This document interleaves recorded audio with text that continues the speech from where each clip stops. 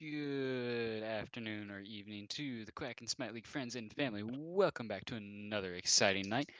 I'm going to be your host for tonight, Jiren Lamb. I am joined by the man himself, King Cooter, and our good friend, the Jeer Bear. Yes, indeed. I'm going to try and get your audio up here on my end. You're a little bit quiet, sir, during, but yes. We do have a fun one tonight. We have the good old Charlotte Fury versus the King's Knights. This is going to be a fun matchup for sure. Both teams are utilizing subs in one way or another, I believe. So it will be interesting to see how those individuals change the lineups. I believe the King's Knights will be using their designated minor sub Cousinetti, and the Charlotte Fury will be using an in-org sub majors to minors, Adrian or Senpai Rar. So that is where we sit at tonight. Also, very interesting to me that Jeer Bear and King Cooter are both the org owners for the two teams playing tonight.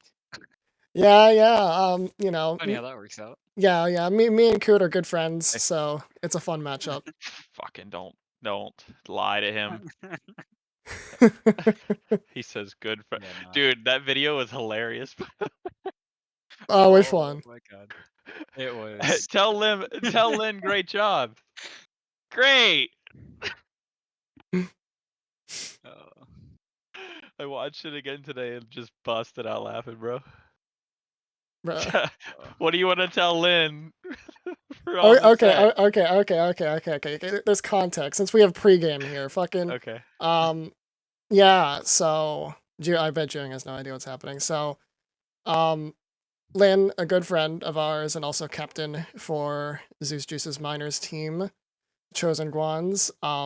They won their first set of the season, and yeah, open mics. They won their first set, and me and a buddy of mine, Joe, and another buddy of mine, Frank, we were out drinking because it was Joe's birthday, and we get the news, and we're a little bit gone by then, and so Joe just starts recording me and says, "Hey, what do you feel about that set?" And I answer imitating, yeah. I mean, there will be cursing here and there. I try to imitate Silver from Sonic the Hedgehog 06. No. And so I went, great! And, yeah, it's a great time. Great. I'll show you the video after the cast. Oh, please do. Oh, dude, I was cognizant by that time, but, the other two were not. Joe couldn't see out of one eye. I guarantee you that. Yeah, Joe was one eye in that. The quote was, "Tell Lindsay how proud of you, how proud of her you are," and you were like, "Great." Yeah. Oh, we're getting kicked into the game here, and it looks like a couple fixin' bands. Oh lord. Good old Smite. Always great. It's all right. You have the overlay on, right? Mm-hmm. Just pause it when we get in the game. It'll be fine. Yeah, it's fine. We're all good. We're all good. So, let me get the stream up to speed here. So, we've already gone through all of the bands. So, you guys can go ahead and start on that. Alrighty, I'll go ahead and take it if you don't mind, Cooter. Go ahead. Mm-hmm. So, looks like the bands went as follows. Tiamat, Anhur, and Morgan Le Fay were banned, as well as Sol, Odin, and Gilgamesh, which we end up seeing Athena as the first pick, Zhonghui and Terra will be the reply, and finally, the last pick we've gotten to so far is Osiris has been locked in by Zombie Crusher. And now we're just waiting on the third pick for the top three. And it will end up being Apollo. Yeah, it looks like both teams went with pretty standard bans. All 6 of those gods have really been top priority for most of these teams this season, with the exception of course, Athena and Artemis coming into the fold now, which each team has gotten one of those. And we will end up going into the next set of bans as Raijin will be the first god banned. Set 1 to being the second. How do you feel about the Charlotte Fury banning Raijin here, Cooter? What do you think about I that? mean, Zombie Crusher is definitely a very strong mid laner. I don't know that we've seen him on Raijin yet this season, but Raijin's definitely one of those mid laners that can just do so much for your team. He has, the potential to fear, to taunt, and he just has a load of damage and is very, very safe. So I think they're just trying to take that away from Zombie Crusher. Though I am surprised to see that they are leaving Scylla open. Scylla's been one of Zombie's signature picks so far this season. And speaking And it of looks like Scylla, they're going to ban it in a different fashion. By rather taking than it Charlotte away. Fury banning it, Charlotte Fury just stole it right from underneath him. Yeah, Most and of it, too. the Osiris is a really good pick now too, coming into the fold of the meta. And I assume at this point that that's going to be going into the jungle. You guys seen a lot of Osiris in the jungle recently? Oh yeah. I have seen a little bit of it. I've seen Osiris in a lot of casual games. He's a very, very strong god at the moment. I think one of the strongest. TBH, I'm surprised that both teams let it through. To Yeah, me, he feels more like a snowball early bully type of solo laner rather than an oppressive solo laner, but he does have the utility in the jungle where his auto chain gives him really solid clear for the first few levels when a lot of junglers have to rely on abilities heavily to clear out camps. But Osiris just has the pressure and he can very effectively Even dive the gods must backline as heed the well. scales of fate. oh, Nua coming out. That's a pick that we haven't seen so far this season. At least I don't remember seeing a Nua. Have we seen a Nua? I don't believe so. I don't think so. That'll be a new pick for Zombie Crusher there. I would expect to see him as I hope it's a new pick. It top is damage. new Wa. Ha ha! I see what you did. Humor here at the cast. So through the picks and bans, who do you guys think takes game one? I am looking at the very oppressive and dominant front line coming out from the King's Knight, actually.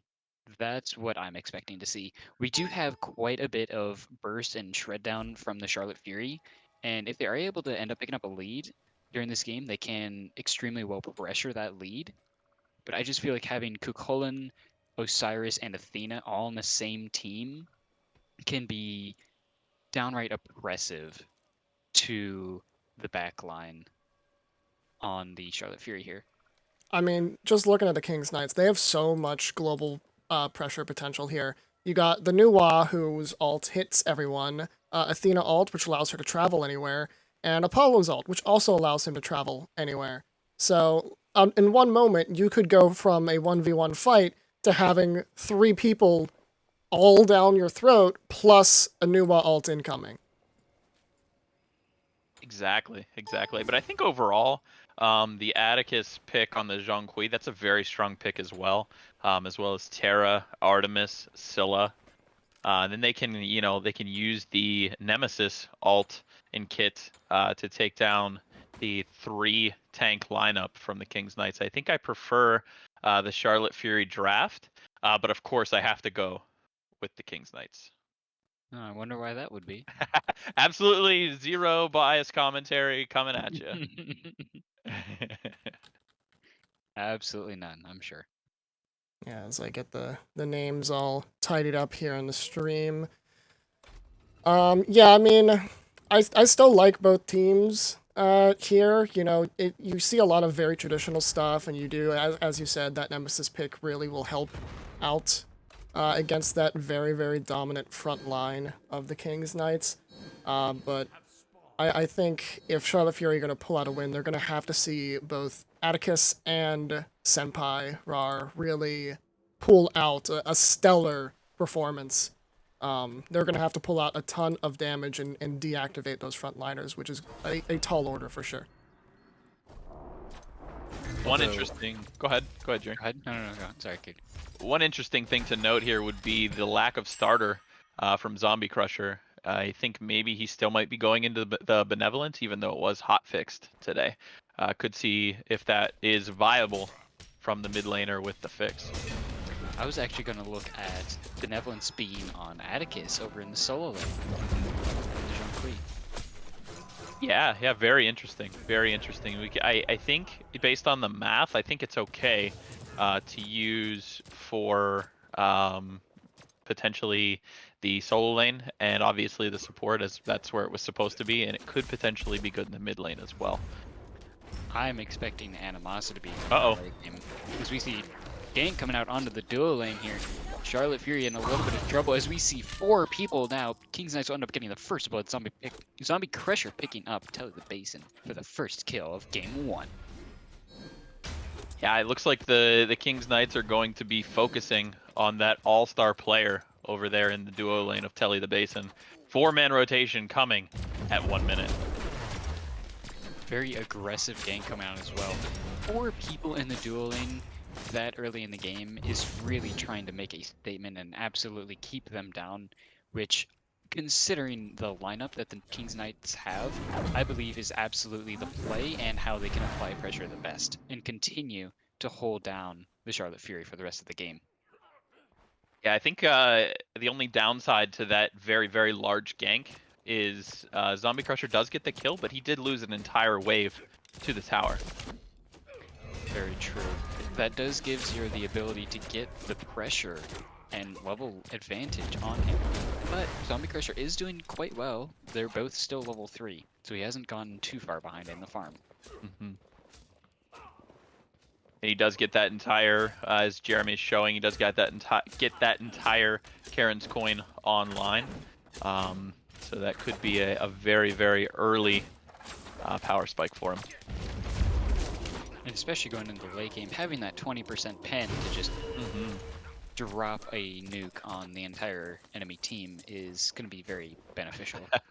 With that pen, he can just get the full value out of it. So Without a doubt, without a doubt. So far, gotta pretty love standard Noah. though, other than the 4-man gank. Pretty standard stuff. Although we do actually see a little bit of a gank coming out from the Charlotte Fury as they're now invading the blue buff Achilles, and they actually have 3 people here. Zero actually rotating over from mid lane. They do secure the blue buff, but luckily for Achilles, he's playing Koholin, and the blue buff isn't exactly critical to his survival. Not at all. I mean, the Doesn't- cooldown is nice, but he doesn't really need the mana. He doesn't have to worry about mana. We don't need that. And I think he actually played it very smart as well. I think he knew that there were people coming over there for that, so he just shoved the wave under tower and made sure that Atticus did not get any credit for any of those minions. Absolutely, that is a great way to respond to the gank. Getting that early pressure, especially against a Jean-Qui, if they don't have that early pressure or the lead early on that they can bully you out with, they aren't going to be in the most ideal situations, being rather immobile. They do have natural defenses from their passive, but it's difficult to get back into a game like that, being such a short range mage. Yeah, and a tanky boy at that. So it looks like we have another gank coming over. They are continuing to bear down as we see the blink coming out from Cousin Eddie. They are able to stun him and get him back out, but the Athena taunt into the Stera root will end up just pulling this engagement back out, and they will return to the way that things are, as Nemesis is now here to force the pressure back onto the King's Knights. Even if they aren't going to stay and continue fighting, Scylla is here as well. Zero making sure that nothing bad is going to happen to his team, getting their own 4-man rotation. Unfortunately, they aren't able to quite get anything out of it. Things are coming out. They do recognize that there are 2 people on Oracles now, but unfortunately, the King's Knights just don't have anybody in the area close enough to make a difference on it. They do have a gank coming out onto this unfortunately placed Terra. Zenpyro getting caught out in a very unfortunate situation as now the chase is on, extremely low HP. The team is going to be blinking in to try and secure the kill, but Charlotte Fury is there to make sure the chase gets dropped, and it does indeed. Yeah, I think Senpai going for, or Senpai Raw rather, going for that purple invade almost cost him, but he does escape with his life, and he actually gets a blink out for it as well. Pretty good play from Senpai Raw. Definitely did force him to expend a little bit of resources. Unfortunately, he does now have a half-level deficit, especially against an Athena. That's not exactly what you want to be giving them. Yeah, adversely, you see Telly the Basin, even though he does have that one death, uh, most of that half a level actually is in the hands of Telly the Basin. So duo lane is pretty even, and especially once Senpai hits 5 here, he will they'll be okay. Everybody has their ultimate online now. Very true. So far, all the levels are looking quite even. Half the level lead for the King's Knights for Snow, but half a level lead for the Charlotte Fury carry, Telly the Basin. So all in all, it falls into a very, very similar pattern. Yeah, about 100 difference on the XP. That is not very much. About 500 gold in favor of the Charlotte Fury, but that's not even a T1 item for the full team. That's not even a T1 item for a single player. A couple of Nothing words. too crazy. As we see a gank on the left lane here, we have 2 ultimates being dropped. Defender of Olympus coming out, as well as Lord of the Afterlife, will end up picking up the kill on Telly the Basin for his second gray screen of the night. Yeah, I think it's pretty obvious so far where the this focus is going to be for the King's Knights. They're going to make sure that Telly's uncomfortable all day. All night. This is late night smite, so guess it It does is have to late be at night night. smite. Late night King's Night Smite. Oh, Jerry Bear hitting us with the rhymes. I like it. My man's dropping some bars. Somebody give this man a beat. I know. That's what I'm saying. That's what I'm saying. Pretty good try from Senpai there to try to get steal those back camps away. Just trying to strip anything that he possibly can from Cousin Eddie there. Respect the effort. Sadly, it wasn't quite enough to steal it, but the effort was there, and you gotta give some respect on it. Put some respect on the name. Zero ended up stealing a harpy away from Cousin Eddie, though, in the mid-side harpies. You know it's a good game and a close game when we're talking about stealing one harpy here, one harpy there. I'm so excited to see how this game ends up turning out. Especially because it's so close so far. It's only 2 kills, about 8.5 minutes in, but the gold difference is not very substantial. Only a couple hundred gold, very minimal XP lead. It's extremely close. Looking at the net worth here, everybody is really not that far off. Maybe 100 and 200 gold at the most, although we do see a little bit of edges coming out here and there, but not quite enough to fully make a large difference. The one Yeah, I thing think. I'm looking at right now, though, sorry to cut you off, Go ahead. but one thing that I'm looking at on the map is I'm seeing quite a few wards being placed by the Charlotte Fury, but not quite as many by the King's Knights. I'm interested to see how that is going to end up turning out for the rest of this game, as we do see the Catalan Boar coming out from the Artemis, but it doesn't end up getting quite anywhere. Yeah, unfortunately for Snowy there, he did use the Defender of Olympus to try to get in with the Apollo ultimate, but he dropped just before the ultimate actually got off for Rush.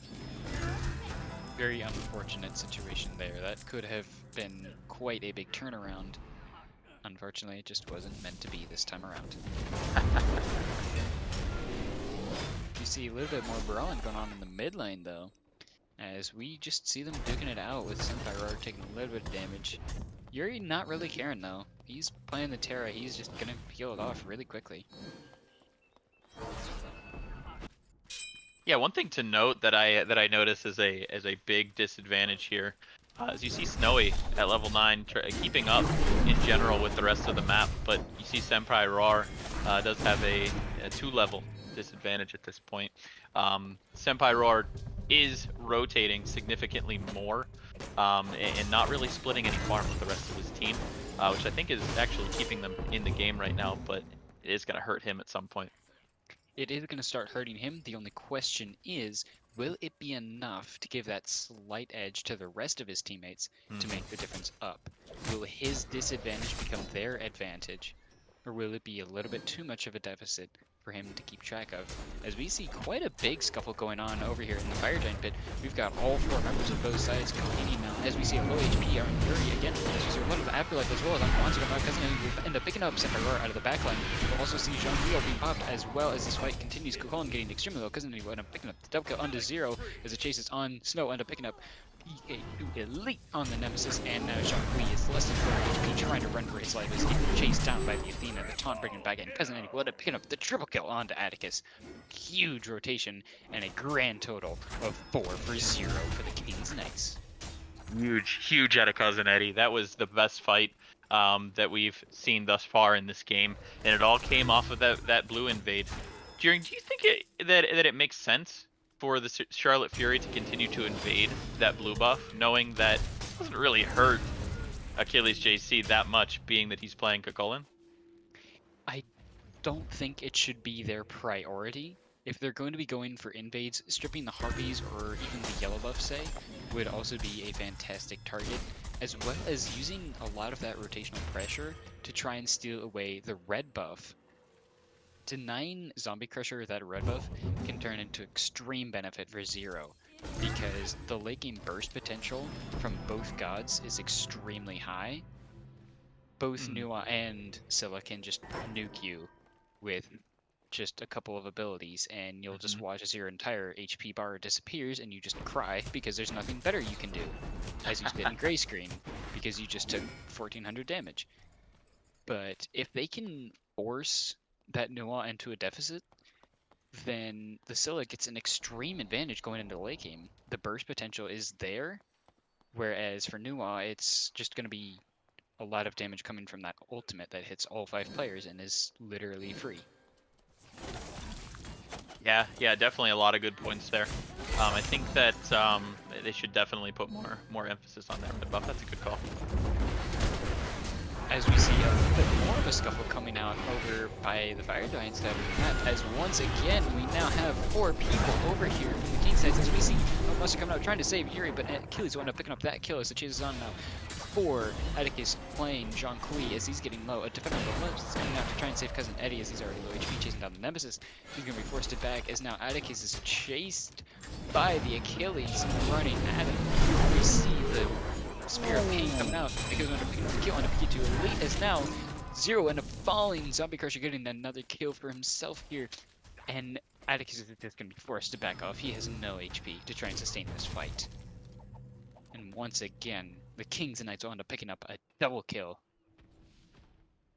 Yeah, that's the second fight in a row where a member of the King's Knights ends up being super low, and they get out with their life. And even when they are that low, they end up getting 1, 2, 3 more kills. Definitely a good fight so far for the King's Knights. Very good fights, and they are taking this one by the advantage. They are now pulling this Gold Fury at 14 minutes in. They're going to also recognize that there are members of Charlotte Fury here to try to contest. So by trying to steal it, but not quite able to pull it off. Very close though.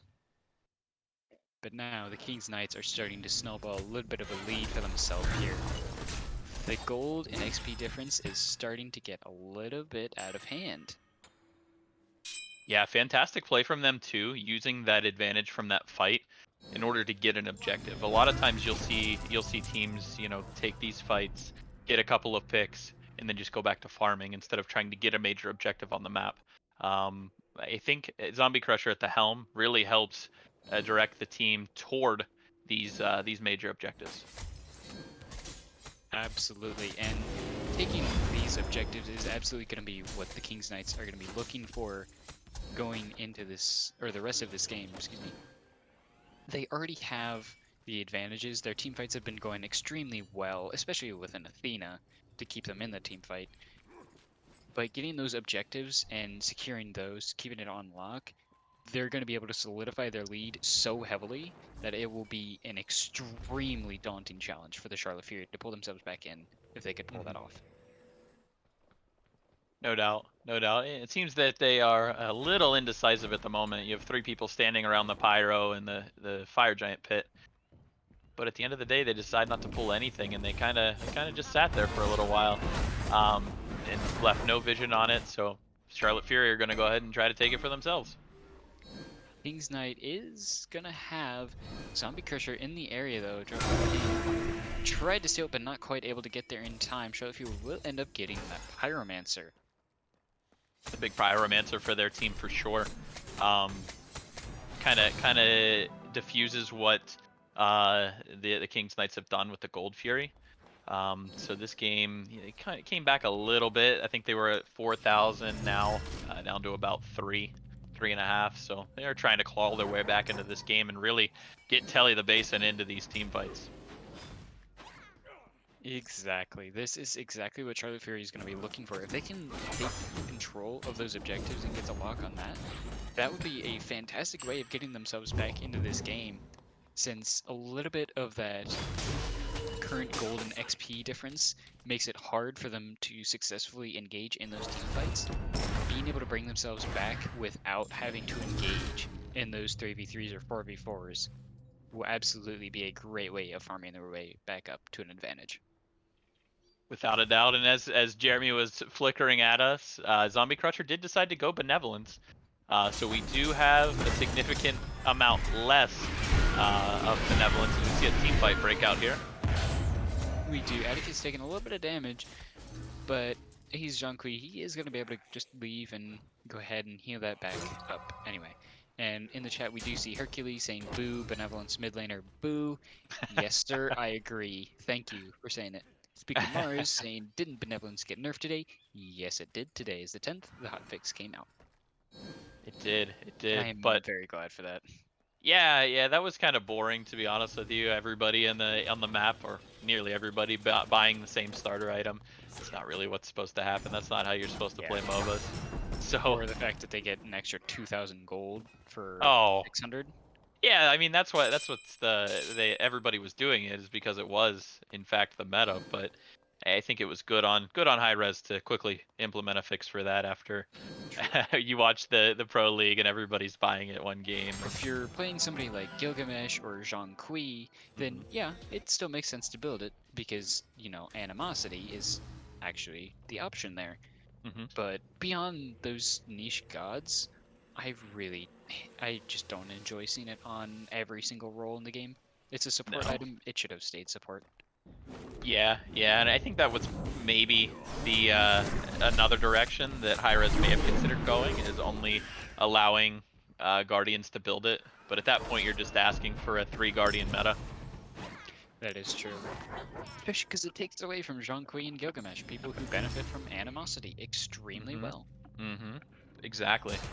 But again, I think that Benevolence may still be viable for gods or positions that share farm consistently. Roles like support and like mid, like we're seeing from the King's Knights here. Only the support and the mid have it, and they both have a significant advantage so far. But that's due to the team fights as well as the builds. True. We do see Zombie Crusher being 2-0, and 7 with 0 being 0-2 and 0. Definitely a lot more XP coming out for Zombie Crusher in that manner. No doubt. As this lead is kind of leveled off a little bit, we see the Rush picks up the Primal Fury here. Cousin Eddie smartly wards, make sure nobody can see it. Now they know that the Charlotte Fury know that they're there. Gold's going to give them vision. Great play. King's Knights will end up securing that Primal Fury, as now the hunt is on as we see the Carbon 4 coming out, getting a lot of stun. Terror will also be dropping the old PK to a lead, will end up picking up Snow, as we see the first fall in this team fight for the Charlotte Fury. They're now on the board, as the chase will end up continuing onto Cousin Eddie, as he's already low HP. They recognize that, and they're going to continue going for that pressure. They do have the numbers advantage, so they can afford to go ahead and strip farm and chase these kills away and get the map pressure back in their hands. Yeah, and I think getting that Primal Fury was huge for the King's Knights because we are going to see Telly the Basin rotating into these fights and kind of getting involved and doing what he does best, just carrying team fights for his team. And off the back of that Primal Fury, they take the T1 in mid, they invade the purple buff. It looks like they want more. Well, they do also have a little bit of extra pressure with Atticus already having the animosity, as we see a Spirit of Mortal Pain coming up as well, so load the Afterlife Zombie coming out and picking up a complete. I'm a monster coming out from Zero, will also end up picking up a kill. W Basin will end up falling to Snow as the fight is still going on. We see a lot of HP bars on both sides. Colin especially, as well as Athena being low. Noah is ulting to get some extra pressure, trying to pick up Zero. He'll end up falling to the minions. Oh no, that's not how you want to go out. Zombie Crusher will end up picking up another kill onto Senpai Rar. He will end up falling, as now Atticus is getting pounded back in. Rush will end up picking up the kill for a deicide. And that should be a potential fire giant for the King's Knights. If they can find somebody to tank this, I think that's just a free fire for them.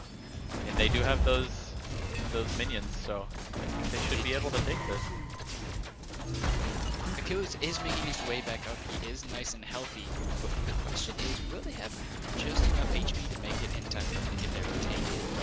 Fire Giant is flying quite fast though. He's gonna have to dash out. Snow does survive, and the King's Knights will pick up the Fire Giant. It's a huge fight on the back there. I think that was a case of Charlotte Fury just overstaying. I think they should have, not that I'm their coach or I'm telling them what to do or anything, but I think if they take the fight on the back of that Primal, invade a couple of buffs, and take that T1, they're probably in a really, really good position to try to win this game, or at least fight for that fire. Instead, the fight doesn't go in their favor, and it cost them Fire Giant, unfortunately. They did stay quite a bit longer than they could have, and it did cost quite heavily. As we now see a little bit of gank coming up on solo side of things. We see Nemesis in the cover position will end up trying to drop the ultimate, but Cousin Eddie will just burst down the One thing of note, in the middle of this game, Cousin Eddie is the sub for the normal roster of the King's Knights, and we also see Senpai Roar Major League subbing for a minor league team in this situation. Two subs, very different scenarios, very interesting to look at. Very interesting indeed. And Cousin Eddie making a great name for himself. Yeah, I think He's 5-1 now. yeah. Cousin Eddie is he's a gamer. He's a gamer. He has really good synergy with Rush as well. So I think putting the two of them on the map at the same time really helps Rush, because Rush isn't a natural ADC. He's just a very, very good player that was sitting on the market, and King's Knights were in need of an ADC and a good player in general.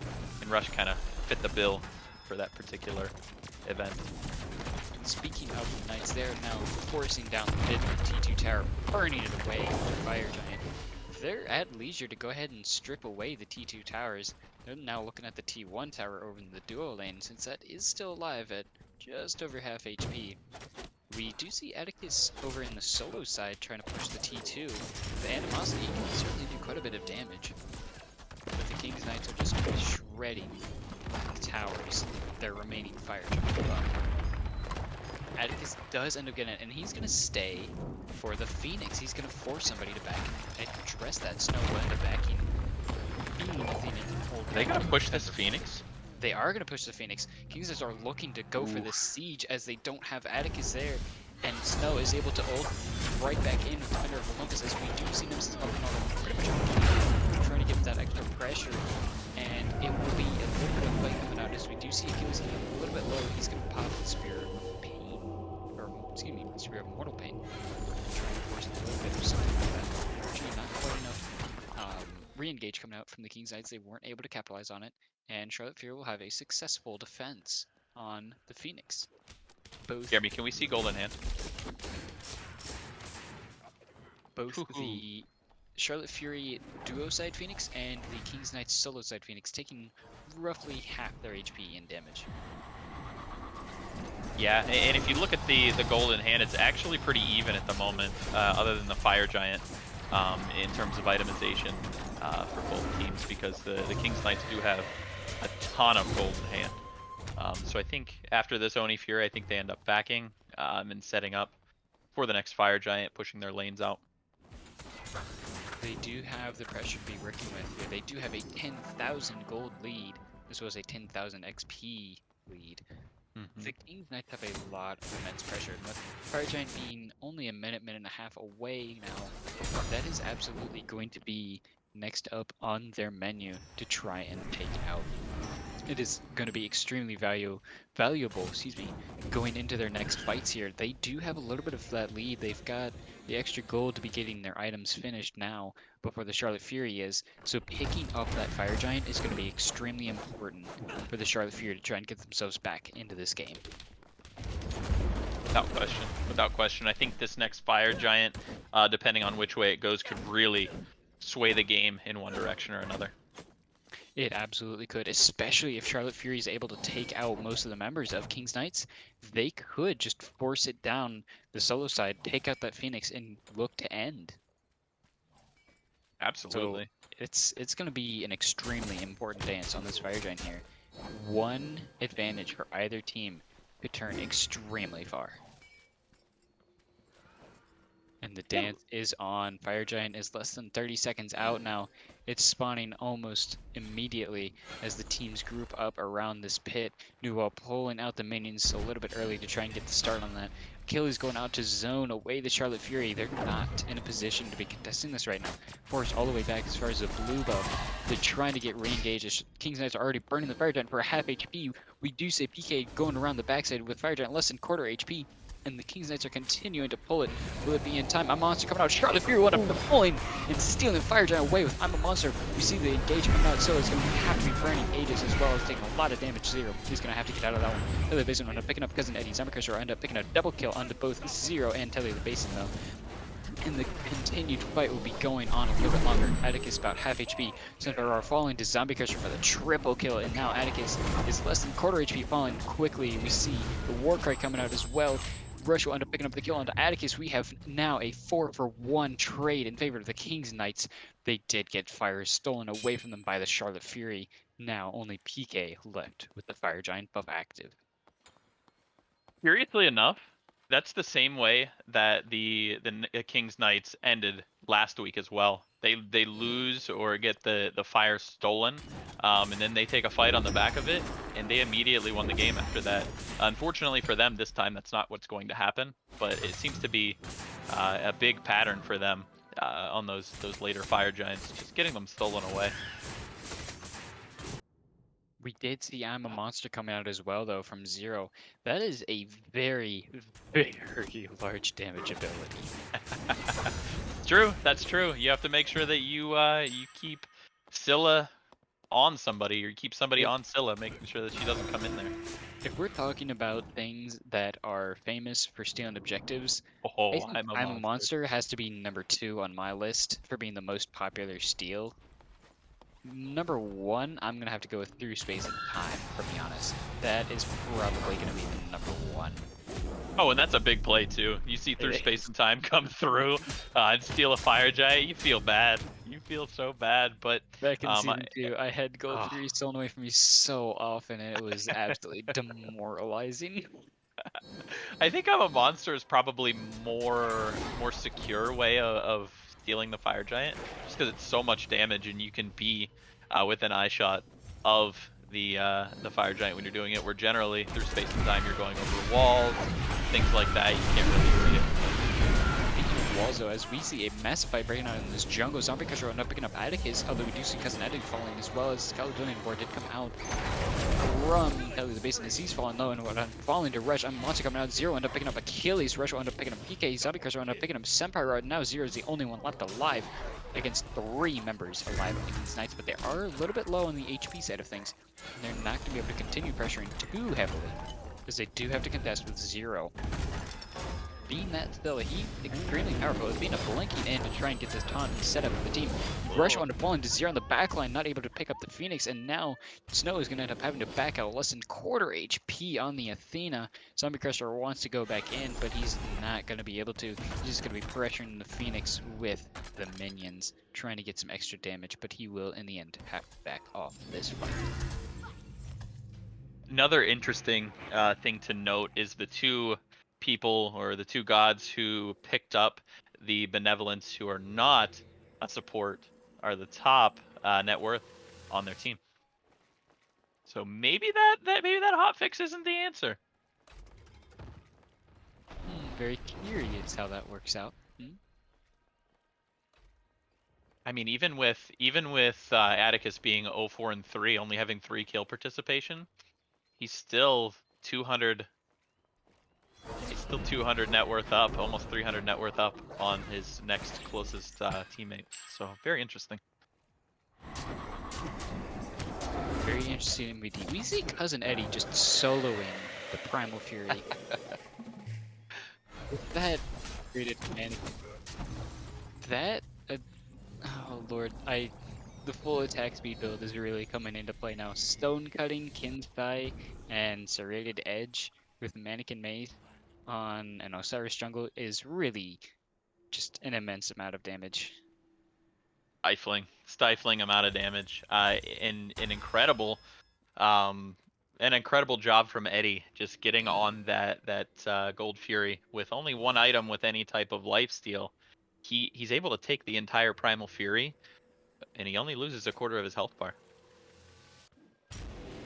And especially with his only defense, if you could call it that, being that Wing Blade, not really a whole lot of Oh, defense. incredible. Now the Other next than dance, now, the next dance we see is going to be around this Fire Giant, and this will be enhanced Fire Giant. So if it another is. steal comes out from Zero, I think that'll be the game in the other direction. Unfortunately, though, they did get almost wiped last time. They did end up going 1 for 4. So this time, Charlotte Fury's gonna have to be a little bit more careful as the taunt does come out onto a Atticus. He's taking a lot of damage. I'm a monster coming out a little bit early, though. This time, Cousin Eddie's gonna have to ult out with a Lord of the Afterlife. Atticus will end up picking up the kill as well. Zero will end up falling. Achilles, Zebikers will end up picking up another kill into Telly. The Basin, though, as we do see 2 for 2 so far on this dance now. Yeah, big kills coming out from both sides. Both very, very crucial members in these fire dances, as we call them. We do see quite a bit of damage. Athena will end up linking in, trying to go for the taunt, but unfortunately not able to catch anyone. There will be a little bit of retaliation damage coming out onto Snow. He's now half HP. He's going to have to be careful with his next engagement. PK not willing to let this fight go, trying to get out a little bit more damage, but he's now getting quarter HP, taking a massive amount of damage from the King's Knights. Good fight from both teams. Very, very good fight. Very entertaining. That could have been extremely dangerous as well. Interesting note on the unfortunate news for the Charlotte Fury. The Terra clap kind of got in the way of Zero getting a kill onto Snowy. Stopped Snowy from walking into that crush and probably taking his life. Very unfortunate. Very, very unfortunate situation. Unfortunately, sometimes that's just the life we live in. That's how it be.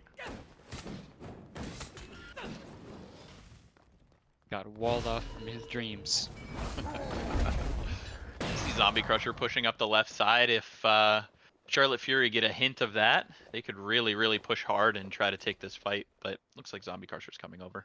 He is making his way over, but Charlotte Fury is trying to get a little bit of pressure. They were looking for a pick, but unfortunately it's going to be a little bit too late to pull the Fire Giant now.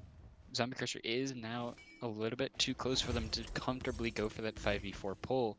There are quite a bit of sentries out, and they're going to be dewarding. King's Knights are going to be able to try and reclaim some territory that they lost to the Charlotte Fury, forcing them back onto their own side of this Fire Giant pit as the dance continues. abilities being thrown, trades being taken. As we see Dash and Medina trying to get the taunt onto Atticus. He'll end up taking quite a bit of damage as we see Blinken coming for the kills as well, getting a lot of ults from the Thunder whips onto him, as well as Noah will end up picking up the kill onto Atticus. He falls a little bit early in this team fight.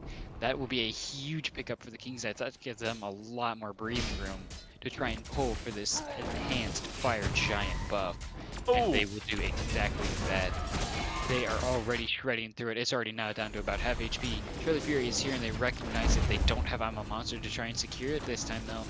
Will they be able to do it in time? They aren't able to get very close at all. Nemesis trying to come into the steal. Kings Knight wind up securing the Fire Giant and Nemesis will be so low he has to get out immediately because then they wind up picking up Kelly the Basin over towards Scorpion though, as Snow is now low HP trying to get out. Rush is going to be ulting in. We'll end up picking up the kill on the PK Elite. As we see Scylla dashing out Zero extremely low himself, will end up falling to Rush on the solo side of the lane as well. Now the chase is on for Senpai Hino, end up falling, and it's now a deicide 5 for none. They're just gonna bomb rush these Phoenix, take them down, and end this game. what a fantastic fight put on by the Charlotte Fury at the end of that game. We're looking at a score line of 12-0, 13-0, 14-0, maybe 14-1, and they ended up coming back and making it very difficult for the Kings Knights to end that game. Props to them, but at the end of the day, the Kings Knights definitely they showed that their team fight is very, very good at the end of the day. They did. They were able to basically let their backline free cast, and that was extremely beneficial. Zombie Crusher being 13-0, Rush being 6-1. That is exactly how you want to be starting off game number 1. What a game. What a game. And I think in that game, you have to say Zombie Crusher is absolutely carrying that team. Cousin Eddie did really well in the early game just to get Zombie where he wanted to be. Rush did a fantastic job keeping Telly the Basin from being able to run the game from the carry lane, keeping him even in gold and in XP. And of course, you have the dream front line. You have Snowy and Achilles just keeping everybody out. Great team game from the Kings Knights. Unbiased, of course. 100% unbiased. Oh, Lord. What do you think the Fury have to do for game 2 in order to secure a victory? Game number 2, what I'm thinking about myself is we did see quite a bit of early pressure and ganks coming out from the Kings Knights. They're going to have to figure out a way to deal with that. Either playing passive enough where they don't get picked, or playing aggressive enough where they are the ones getting the picks. They're going to have to figure out how are they able to handle going against that team. If they can get that early lead, they displayed more than enough skill to say that they could easily take this game back into their hands. Unfortunately, the Knights were just able to get a little bit too much of a lead for the Fury to handle in this case, and they ended up snowballing a little bit. They did make an incredible effort to come back into it, and if they were able to get that objective pressure and control that they were working towards, they could have absolutely turned it around, but they got some unfortunate team fights that didn't quite go the way that they wanted, and it turned out extremely poorly for them. And I think either addressing the aggression of the Knights and going for the objective control is how they could easily turn this set around. No doubt, no doubt. I'm excited for game number 2, and we'll see you around the corner here. We will see you shortly.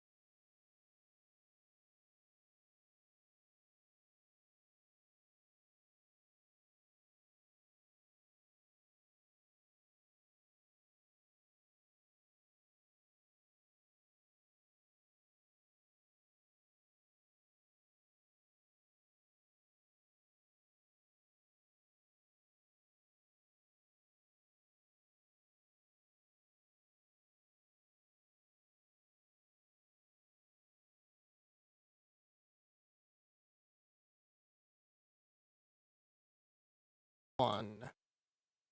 All right, welcome back, Smite fans. We are here with game number 2 of the QSL match with Kings Knights against Charlotte Fury. It's Spooky Mars on the cast, joined by none other than the fantastic, fabulous, most handsome Mark Wings. Mark, how you doing right now? Well, after this intro, I cannot be better than that. How are you doing, Spooky? I am just excited for some great Smite action. We saw the Charlotte Fury take a little bit of a spill in game number 1, but I think they have potential to come back and bring us to a 3-game set. What are you thinking here? Well, that's what everybody want to see. I think everybody want to see Charlotte bring it to game 3. But the way that Kings Knight play, the Kings Knights play, it's crazy how they have such a great chemistry between all that front line and back line working together as a group. It's gonna be hard to make it to game 3, but I think if there's a team that can come back, it's probably Charlotte Fury with a lot of great players like Telly in their team. They have Zero in mid, and they have Adigas and Solo, so I think they have a lot of potential. And also with that Yuri Forever as support coming from the minor team, I think they have a lot of great chance to just make a comeback and go to a game 3.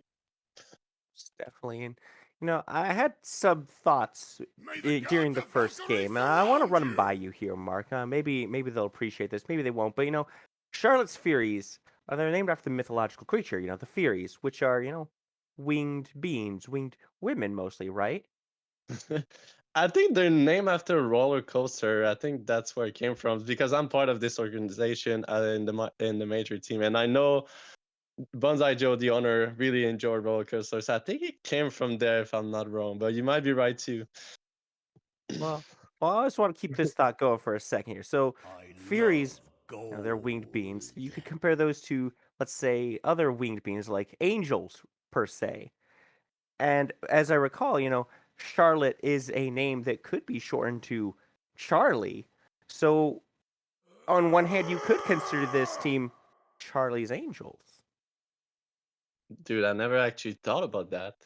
That's a But anyway, big we brain are getting into the picks here. We've got the Odin locked in, Fafnir and Osiris in response here.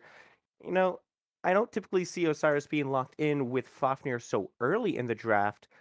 He does work well with those basic attack oriented kit kind of, but do you think it's worth picking the Osiris over something like Artemis here? I think it's worth because they actually let Artemis open game 1 and Telly was able to pick it up, and I didn't see any big impact. Sometimes you had some great old in team fight, but I think picking the Osiris, running back this Osiris in jungle, that was actually a bully in lane. And actually, I think he pretty much bullied the Artemis the first 5-10 minutes, always showing up in lane, and it's a pretty good counter because he has some slow and a CC immune, CC ult, and also we have some stun. So a lot of great potential with this Osiris. Also, everybody know Mannequin Scepter is a pretty good item. So I think picking up Osiris that early with the Fafnir, like you mentioned, it's some two pretty strong pick for the King's Knight. It's gonna be hard to respond real. Speaking of early picks here, the Odin really does draw my eye. Odin's very well known for being more of a counter pick than anything. He's very good at locking down those immobile characters. Being locked in the first slot for Charlotte Spheres here, do you think that's showing a little bit too much of their hand? No, I think if everybody know Achilles GC, he's known for his Odin plays, and he's a really good Odin player. So I think pick it up first, knowing that they have to let it open to ban something else. It's a pretty good pickup, and I know it's pretty good, easy to counter, but still picking up early, you force everybody from the King's Knight to choose a god in their god pool that has some leap, or at least a dash that can go through walls like a Ganesha dash. So you still force people to pick in a somewhere deep in their god pool most of the time. Also, you kind of counter Osiris. I know he can go through wall with his passive, but he needs to be his passive up. So I think picking up Odin early is never a bad pick. Like you see Kronos, it's not gonna be a really good pick against this Odin, even if he pops his ult, but he still has the potential to have some great cage and just knock down at least 2 people right now. Yeah, the Kronos pick really is rather surprising to me, given the Odin being locked in.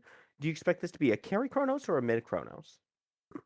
Oof, it's hard to tell, but I think Zombie actually play a lot of soul in mid, so I think maybe if I look at this god pool, it can be a Kronos mid lane. I don't know Rush god pool sadly, but I think in probably more Chronos mid lane than it can go and carry, but it's still early to tell.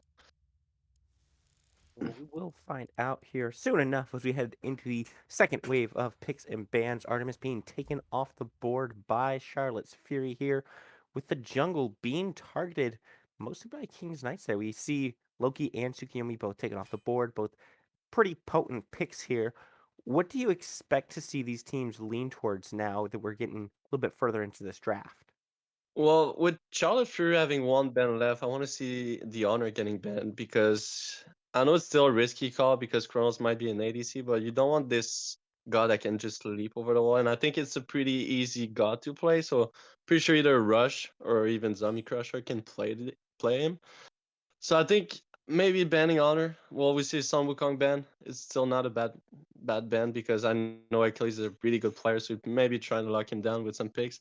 And we see the Denzel. Like that's what I'm saying. Picking Odin early is not too bad because a lot of people does have a leap in their god pool. So you still force them to play some gods that they're gonna be stuck in that cage. And even if they play well this god, it's still gonna be hard to face an Odin without any leap.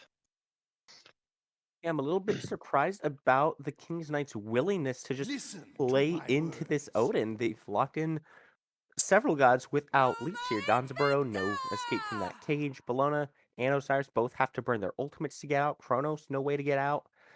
It's going to be a little bit daunting, I'd say, to face this Odin here, as we do see it going to Senpai Rar. Do you expect this to be a support Odin, or do you think Atticus and Senpai are going to be switching lanes this time? No, I think they're gonna be sticking in the lane.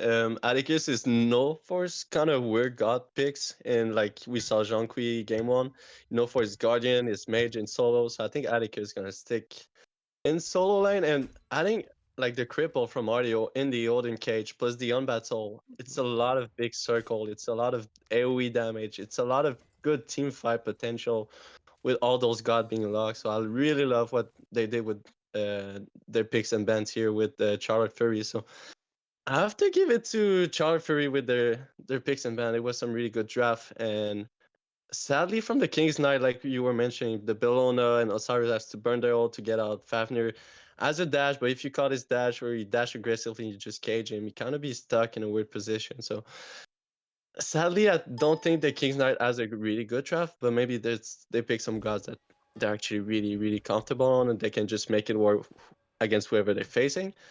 But I love what Charlotte Fury did with all those AoE kind of damage and the rotation potential with the Apollo ult too, that can just add into that team fight.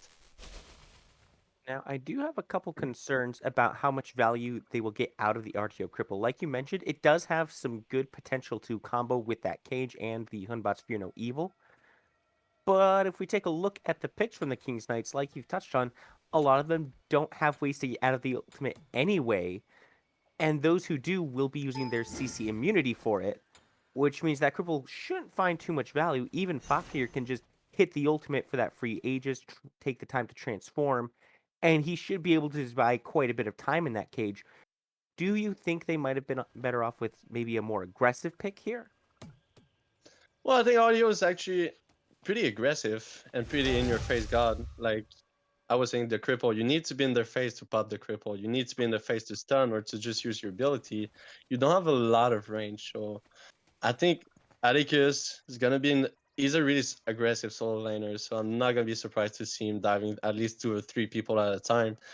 And like, yeah, maybe you were mentioning the cripple. It's not gonna be that useful, but still, like, Denza has a dash, Fafnir has a dash, Bellona has a dash, and stopping Bellona dash is actually not that bad because you actually stop her from absorbing it after with, yeah, I think it absorbs it. So it's gonna be pretty good for the Apollo and even maybe the Unbats to maybe not having a Bellona dashing on them, so they can use some more basic attack and do more damage. So I think the audio pick is actually really not as bad as maybe what people can think about it because she's really aggressive, can be in your face, a lot of CC, a lot of stun, a lot of cripple. So she has a lot of great team fight potential again. So I think that's why the team composition of Charlie Fury is gonna be really great in team fight. You know, I did kind of forget about that dash that Bologna has, that shield bash. I hate that ability so much. I think I forgot about it because I try to block it from my memory. I hate thinking about that thing. You know, taking a look at the builds too, we do see that he opted for the Sonic Gem, but hang on. He's in a lot of trouble here. Good job, Snow. Does have to back up, but Senpai Rar might have things turned back on him. Good body blocks coming out from Telepath there. That's going to mitigate the aggression, but they're not done with it just yet. Rush is looking for more, but he's not able to find it. So First Blood, despite some very low health bars, does remain elusive. Oh, but here's Cousin Eddie. He's looking to finish the job off. He does have the blink available. He's waiting, but doesn't look like they're willing to step up. So he's just going to have to settle for this Harpy instead.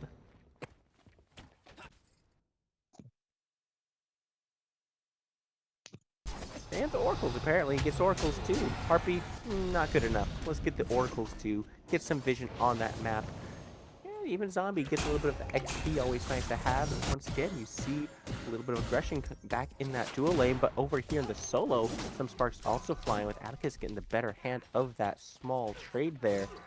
Senpai, very, very low on that health bar here.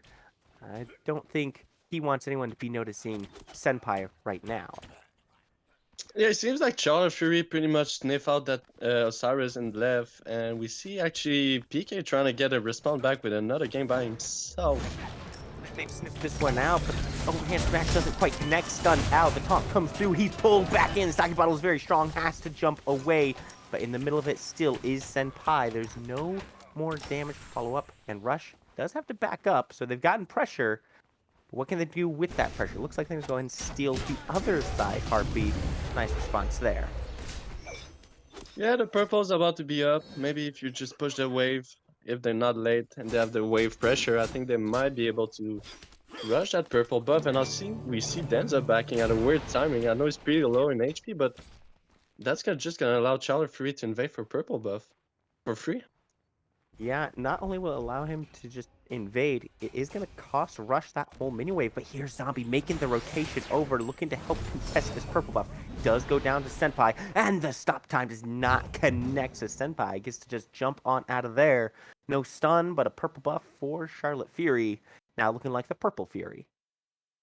Yeah, well, this bag's good from Denza is gonna cost actually a little bit because Kronos actually missed his red buff and he stopped doing his red buff for trying to help out the purple invade. So that's gonna cost a little bit for that little back. Just a small mistake, I think, just backing at the wrong time, knowing your purple is up and they have the wave pressure.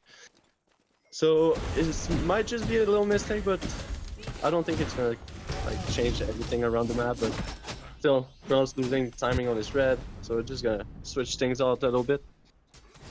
Luckily, he's not going to lose too much because he does still collect the red after. But now, Cousin Eddie could be in some trouble here. He does find the double stun from the Spirit Tethers, but they're still looking for more. Beats have been used by Zero already. Cousin Eddie has found his way out. And with the rotation from Snow, that means that Charlotte Fury has to back off. He can't keep chasing it anymore. The Senpai looking for the damage onto Rush. Gets stunned, taunted back in, but he's still on the hunt looking for some damage. However, the Leafs are good, so he will have to walk away. Rush doing a good job of staying alive despite the pressure he's under so far. Yeah, that's something I wanted to bring, the pressure that Charlotte Fury bring. I think that's something that we didn't saw game one. I think they were just under pressure all game long. So seeing them trying some stuff, trying some invades, and trying to get some ganks going on, and just putting some pressure all around the map, except in solo lane. I think Atticus is gonna be left on an island. I think they want to bring the pressure in dual lane. And we still, oof, Odin was pretty low in that engagement. So yeah, a lot of great pressure. Good lord, they're so bloodthirsty. But despite all the fighting that's happening over here, Mark, there's been no kills in the game at all. The more fighting that happens in this dual lane, the more I'm expecting some random first blood over in the solo lane.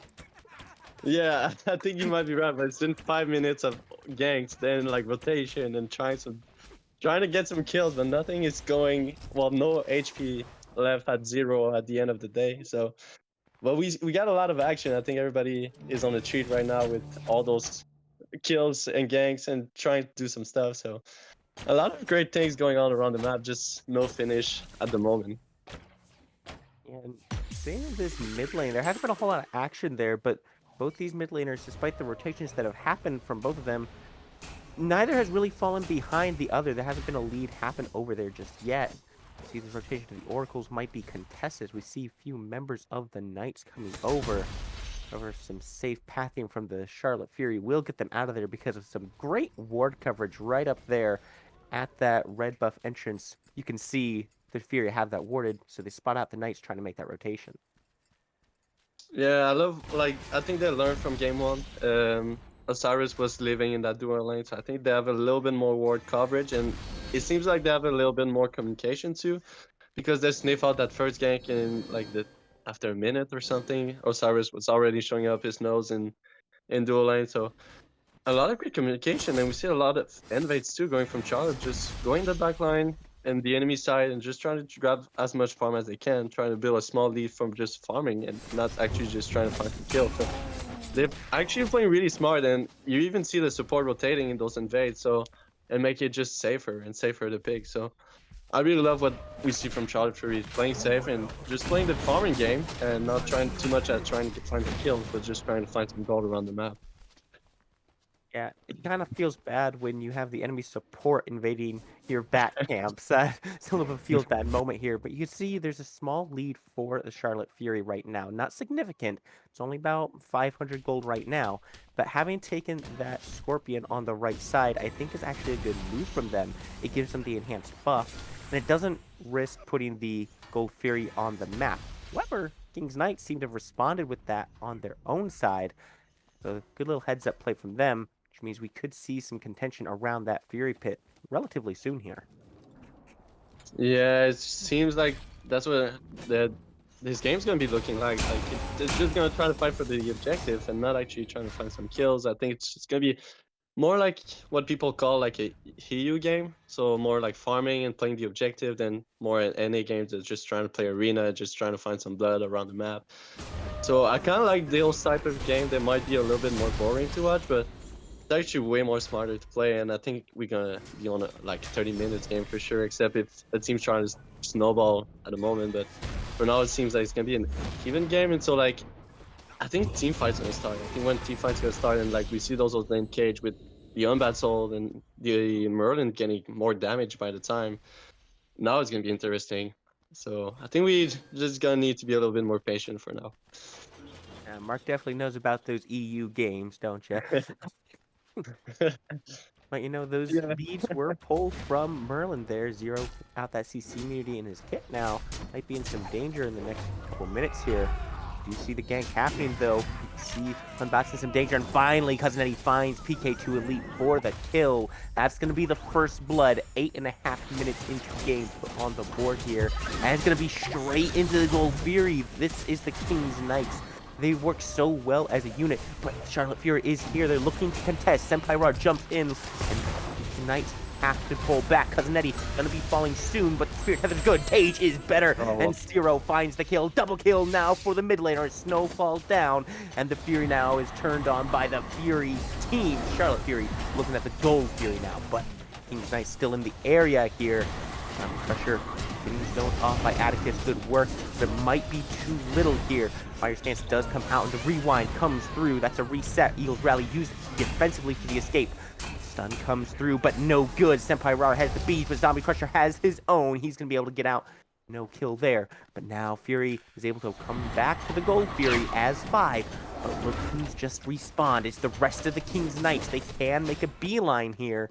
And there are some relics on cooldown for the Fury. PK2 Elite finds his second death. Blink through from Cousin Eddie. He's not able to find the steal, but he is looking for Senpai Ra. Slow does not connect. Lord of the Afterlife comes through. He's looking for Zero, trying to find the mid laner, but is he going to be able to do it? Senpai Ra here with the stun. It's good. That might be all they need, but Senpai Ra is low. Cousin Eddie finds that kill. Not going to fall, and it looks like they do manage to trade one out here. But this one does go in favor of the Charlotte Fury. Yeah, I love what Senpai did here. He sacrificed his life to get just a stun, just enough to stun out the Osiris from killing his Merlin. So that was actually really worth it from Charlotte Fury. I think I love the patience from what we saw. The Odin cage was really hold that as much as he can until his teammates start showing up his face, and we're gonna see a response from the Kings Knight on that Pyro Mets right away, no hesitation. Just playing those objective games. You take gold, I'm taking Pyro, and we're just gonna play that game all night long if you want, boys. So yeah, great engage by Charlie Fury on that gold Fury. That was a great Olden cage. He waited for his team to join, and after you saw the burst from Merlin, the Apollo joining, and even the Unbats fall onto the gold free sadly, but that was really worth it for Charlotte Free. We saw a little bit more goal lead here than what we saw like 2 minutes ago. So it's starting to climb up a little bit, time by time, objective by objective. But I love what Kings Knight respond with a kill and taking power right away. You know, PK2, he heard that they wanted to get a Fury kill, right? And, you know, Charlotte Fury, Gold Fury, he got a little confused was all. He thought he was following the call. But, you know, you fall to it, whatever. Your team still gets the kill. They still don't lose too much off the back. And like you said, it was a really good counter engagement from the Charlotte Fury. Before this, I was wondering a little bit, you know, you were talking about how it's going to be kind of a team fight game. And last game, Kings Knights definitely looked like the better team fighters. After that, Charlotte Fury has definitely shown me that they can step forward and put that up. Do you expect we'll see anything change as this game goes on and the Kings Knights come more online? Or do you think Charlotte Fury is really just stepping up that much right now? I think the difference is gonna be literally just the team comp. The game one, the issue was I don't think there was a lot of engaged potential with like a Nemesis as a jungler, and they have like that team comp to just force team fight. They were more to respond, and it didn't go their way. So we kind of okay. He's gonna be fine. So I can keep talking, but Oh, yeah. it's gonna be fine. But wait, so game two, the difference. I don't think Kings Knight's gonna mess up on the chemistry. I think that's something you cannot lose in between games. But the chemistry is still gonna be there. The team fight's still gonna be there. But I think the difference is the Odin. I think you don't need a lot of chemistry if you play Odin. You just place down the cage and everybody press all their buttons on their keyboard and they're gonna kill someone. So I think that's the difference between game one and game two. It's Senpai's coming from major team, subbing in the minor team, so maybe that's why the communication is not as good. But I think just placing an Odin, placing a big circle around the map, and you just tell to your teammate, guys, this is where you put the damage and nowhere else. And I think that's what Charlotte Fury is gonna win this game, just because of their team fight. All that was talking, even in picks and ban, a lot of potential with that Odin team fight. And you had Merlin that a lot of AoE damage and a lot of good late game. Plus a Unbat cage, plus Apollo late game. A lot of great things that came out from that team comp. Yeah, now we're seeing another little gank here happening. PK2 Elite has shown up. There's some Fear No Evil comes through. Achilles in some danger. Eagle Rally comes through. The Spirit Tethers are good to find the stun. PK2 very low. And Elite falls to Cousin Eddie. The tables have turned. It was a good ultimate, but now Snow is also here. And it doesn't look like Atticus knows. However, it doesn't look like he's going for the hammer stun. Disarm comes through. There's the stun to cut the dash off, but it's not going to be enough this time. Now Zero has also arrived. Cousin Eddie getting very low, but Zombie Crusher has also shown up for this rotation here. And Atticus going right back in. He's got that Soul Gem online. You can see the healing coming through there. Big chunk of damage. And now Senpai Rar also looking for some more. Gets stunned out of it though. That is going to be the end of that. Unfortunate for Charlotte Fury, but they should still be able to pick up this tier 1 tower if no kills to go with it. Honestly, you mentioned the Soul Gem here. I was questioning the Soul Gem pickup until I see how much damage it does and how much healing can happen from that. Going right back in though. The cage has been dropped here. Merlin throwing some Void Stance damage out there. Cage has fallen and still no kills, but Lord of the Afterlife has come through. Zero in danger now. The Spirit Tethers are on him. Can he find a flicker out? He cannot. But it just came up at the end of that stun beads were used. But now he's going to fall to Achilles. Bellona picks up the kill. And they're trying to run down PK2 Elite. Hunbats has nowhere to go. Cousin Eddie now on the killing spree. And they're going to come back right onto Atticus here. Or looks like he might actually be safe under this tier 1 tower. Blue buff being taken off as Rush falls in the other side of the map. However, that's the collapse we were looking for. Atticus in some danger. Spirit Tethers are on him, and it's gonna be the stun beads used. However, he's very low. Soul Gem is procced. He's not gonna be able to do enough to get out of that one. Lots of damage came through. Senpai jumping into the 1v4. He's looking to try to find something, but he's not going to continue that one. No, sir. There's too much damage there. Wisely decides to step back. Someone's gonna need to stop that Osiris. My man just double key at everyone. No one can stop him. We saw him Baz trying to stop him with his ult, but he got counter attack after, and everything just started falling off again. And Umbas came back after his dead, and saw the gray screen again. And this game looks like, I was saying EU game, but it's starting to look more and more and more like arena game, and people just start fighting each other back and forth, and they like no way to stop them, and everybody's trying to find some kills. And I think we have a really good game here. I really love what I'm seeing. Both teams fighting. But yeah, Osiris always came on top of every team fight that I saw, and he died only once, but he got a lot of kills, and I'm pretty sure, yeah, he's on top of that damage chart for the King's Knight. But we see how much that audio pick does great too. 10k damage, that soul gem procs. Now he's gonna be a lot tankier too with this Oni's guard, I think. So yeah, with this Oni's guard, I think he's gonna get a lot of protection from that. He might need it because there's a team fight starting up here. Zero finds the first kill. Zombie goes down, and they are going right on in. K2 has to jump out. I'm sorry, Senpai has to jump out at a low health bar. Over here, the Dragon transformation has occurred. They're still looking for more. Atticus leading the charge. PK2 gets stunned down. He's being melted away. Rush finds that kill, but they are taking a lot of damage for it. 2 fall now. Rush is down, and Achilles falls to Telepath. That's the double kill now for the Furies. Hunter is going to lead to an Oni Fury. There's more of a Scarlet Fury in a way here, but good fight from Fury. Yeah, I think that's what Char Fury needs to do way more. Start grouping up, start to involve a little bit more Apollo, don't let him on an island. Start to fight around him. He has a 3-level lead on the other carry, so start to get him involved in team fight. He's level 17, he's the highest level in the game, and by 2 level on the Chronos, that's the highest level on the enemy team. So if you start to get involved in a lot of team fight, you're gonna see a lot of great things happening. And he already had that Silver Branch and almost that Atlantis, but it should be finishing against Atlantis but right now when he's gonna be backing. So he's gonna hurt everyone around the map. And if someone can stop this Osiris, it's this Apollo with the Ikeball too. So when I was saying Odin has a great old cage and everything just start turning around after that, and Apollo joining team fight, so that's gonna be a really good turnaround for Charlie Fury if they start grouping up and they start taking objective with this Apollo around them. An objective. Fury looking over at this Fire Giant.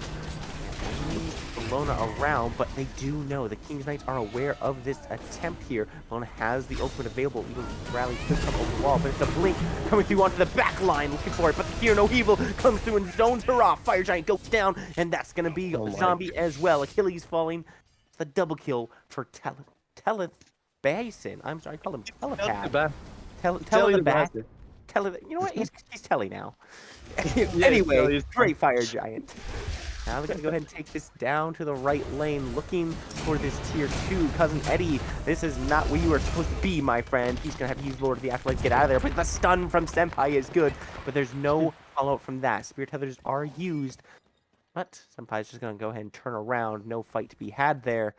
Charlotte Fury now the front foot on this fight, and it really seems like whoever has the momentum at the start of the fight is who's winning these fights here, Mark. And I think that is because neither team has a whole lot of peel in their draft. Yeah, you might be right about that, except the Fafnir. The Knight does have a lot of peel. I don't think Belona is the one that's gonna peel. She has some kind of ability that she can call as a peel, like a disarm and the block stack that she gets from the dash, but or maybe you're all with the stun, but that's not really what you use to peel, but more to engage. So, but I think just the Char Fury has a little bit more peel. They use maybe the front liner better. I think they have a lot of people just in their face with the Odin cage, and like the Artido just seems unkillable too with the Soul Gem procs, getting procs every second because she has so much ability. So I think it's just a question of frontlining, who does it better. And like you said, I think the one that engage seems the one that wins teamfight. But I think right now, what makes Char Fury winning teamfight is pretty much the Apollo level 19 with almost full build right now. So I think that's the huge difference at this point. Yeah, Telly has been showing up huge in these fights. Just now taking over Merlin in the net worth chart. I'd love to see the damage again, just to see how those two backliners stack up on the Charlotte Fury. Because they've both been doing so much work there. Yeah, you can see Merlin Zero, he's been leading it for most of the game. But that is a lot of because of, the Charlotte Fury haven't been fighting around Telly so much. It's been a lot in the mid or the right lane. Telly's only really been recently getting involved in these. As he gets more and more involved, I think you'll see those numbers skyrocket a little bit here. Yeah, just wait. Just wait. When they're gonna start taking Phoenix, I think they're gonna all reset. I think the Fire Charm buff should be ending pretty soon. So maybe another 30-second or something. But when they're gonna reset, take the next Fire Giant, and Telly's gonna start to shred those Phoenix left. Or even right now, it seems like they want that left Phoenix here. I doubt they can do it, so but it's up to them. They make that decision. But yeah, Telly is gonna be shredding everyone. Going in on it, and they're putting some damage out on it, but the mini wave is down. King's Knights go in. A frenzy has been popped now, and the cage comes down, zoning 2 members up, 3 members off, and that's going to be the end of that. Cousin Eddie has to ulti out, but it looks like Charlotte Fury still wants to put a little bit more work in. However, they don't have the mini wave here, and they have some low health bars.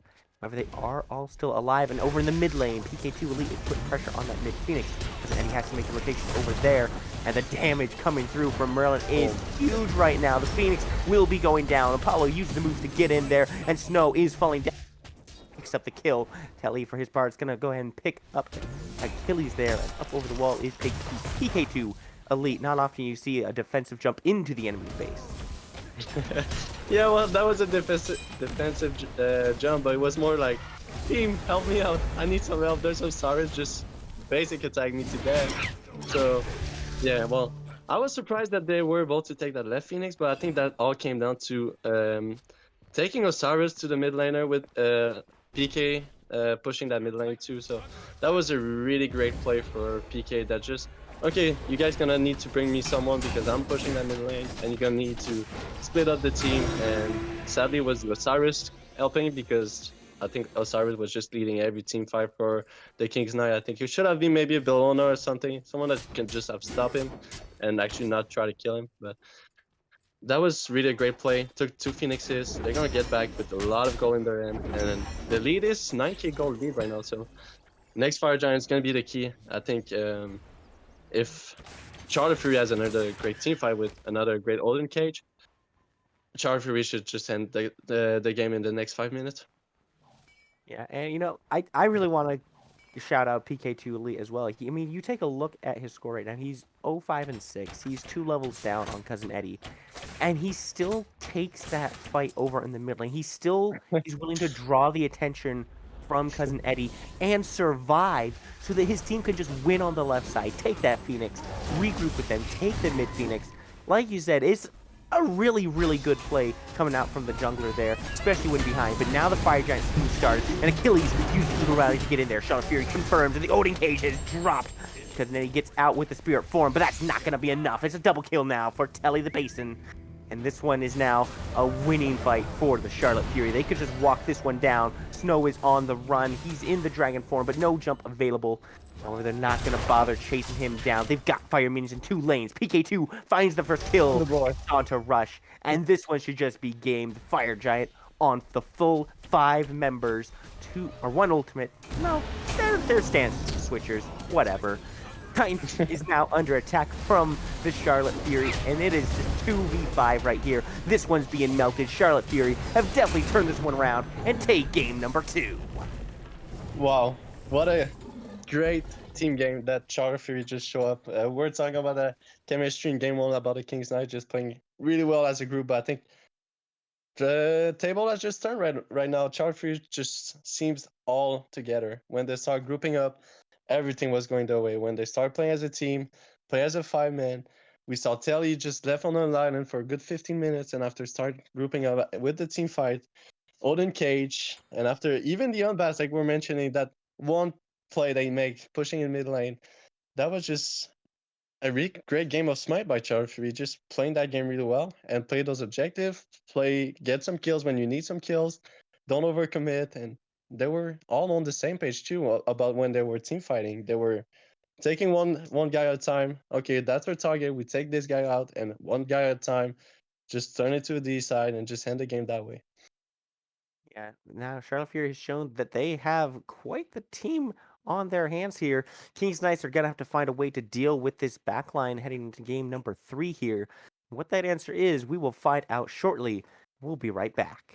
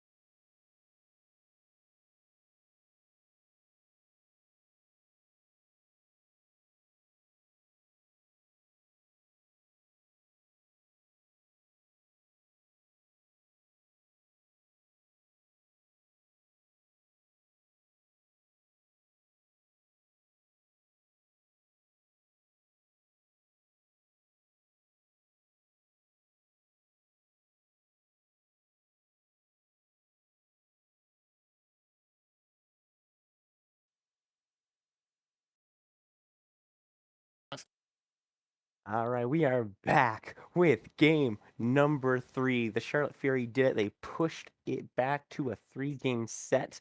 It's now tied score 1-1. It's still Spooky Mars on the cast, and I am still joined by a most handsome man, Mr. Yeah. Mark Wings. Talk to me a little bit about how you expect game 3 to go. Well, what I'm expecting, I want to give everyone, the fans here, a good expectation. Go grab your popcorn, go grab your drink, because there's not gonna have any break. This game's gonna go tail to tail. People's gonna be facing each other, trying to kill each other, and I think it's gonna be a bloodbath, and everyone is gonna enjoy it. So go grab your stuff because no way we're gonna have a break. Everyone will enjoy it, except for those on the grayscale screen. They might not be having as good of a time as the rest of us. But heading into the picks and bans here, Mark, we were talking a little bit between games about that Odin that we saw Senpai run in game number 2 there. Do you expect to see that being first picked here by King's Knights? I think it's either gonna be a first pick from the Kings Knights, knowing Achilles, no he's gonna let that open. If it's open, no he's not taking it. So I think they're pretty smart to not banning it. They're forcing Char to use a ban against it.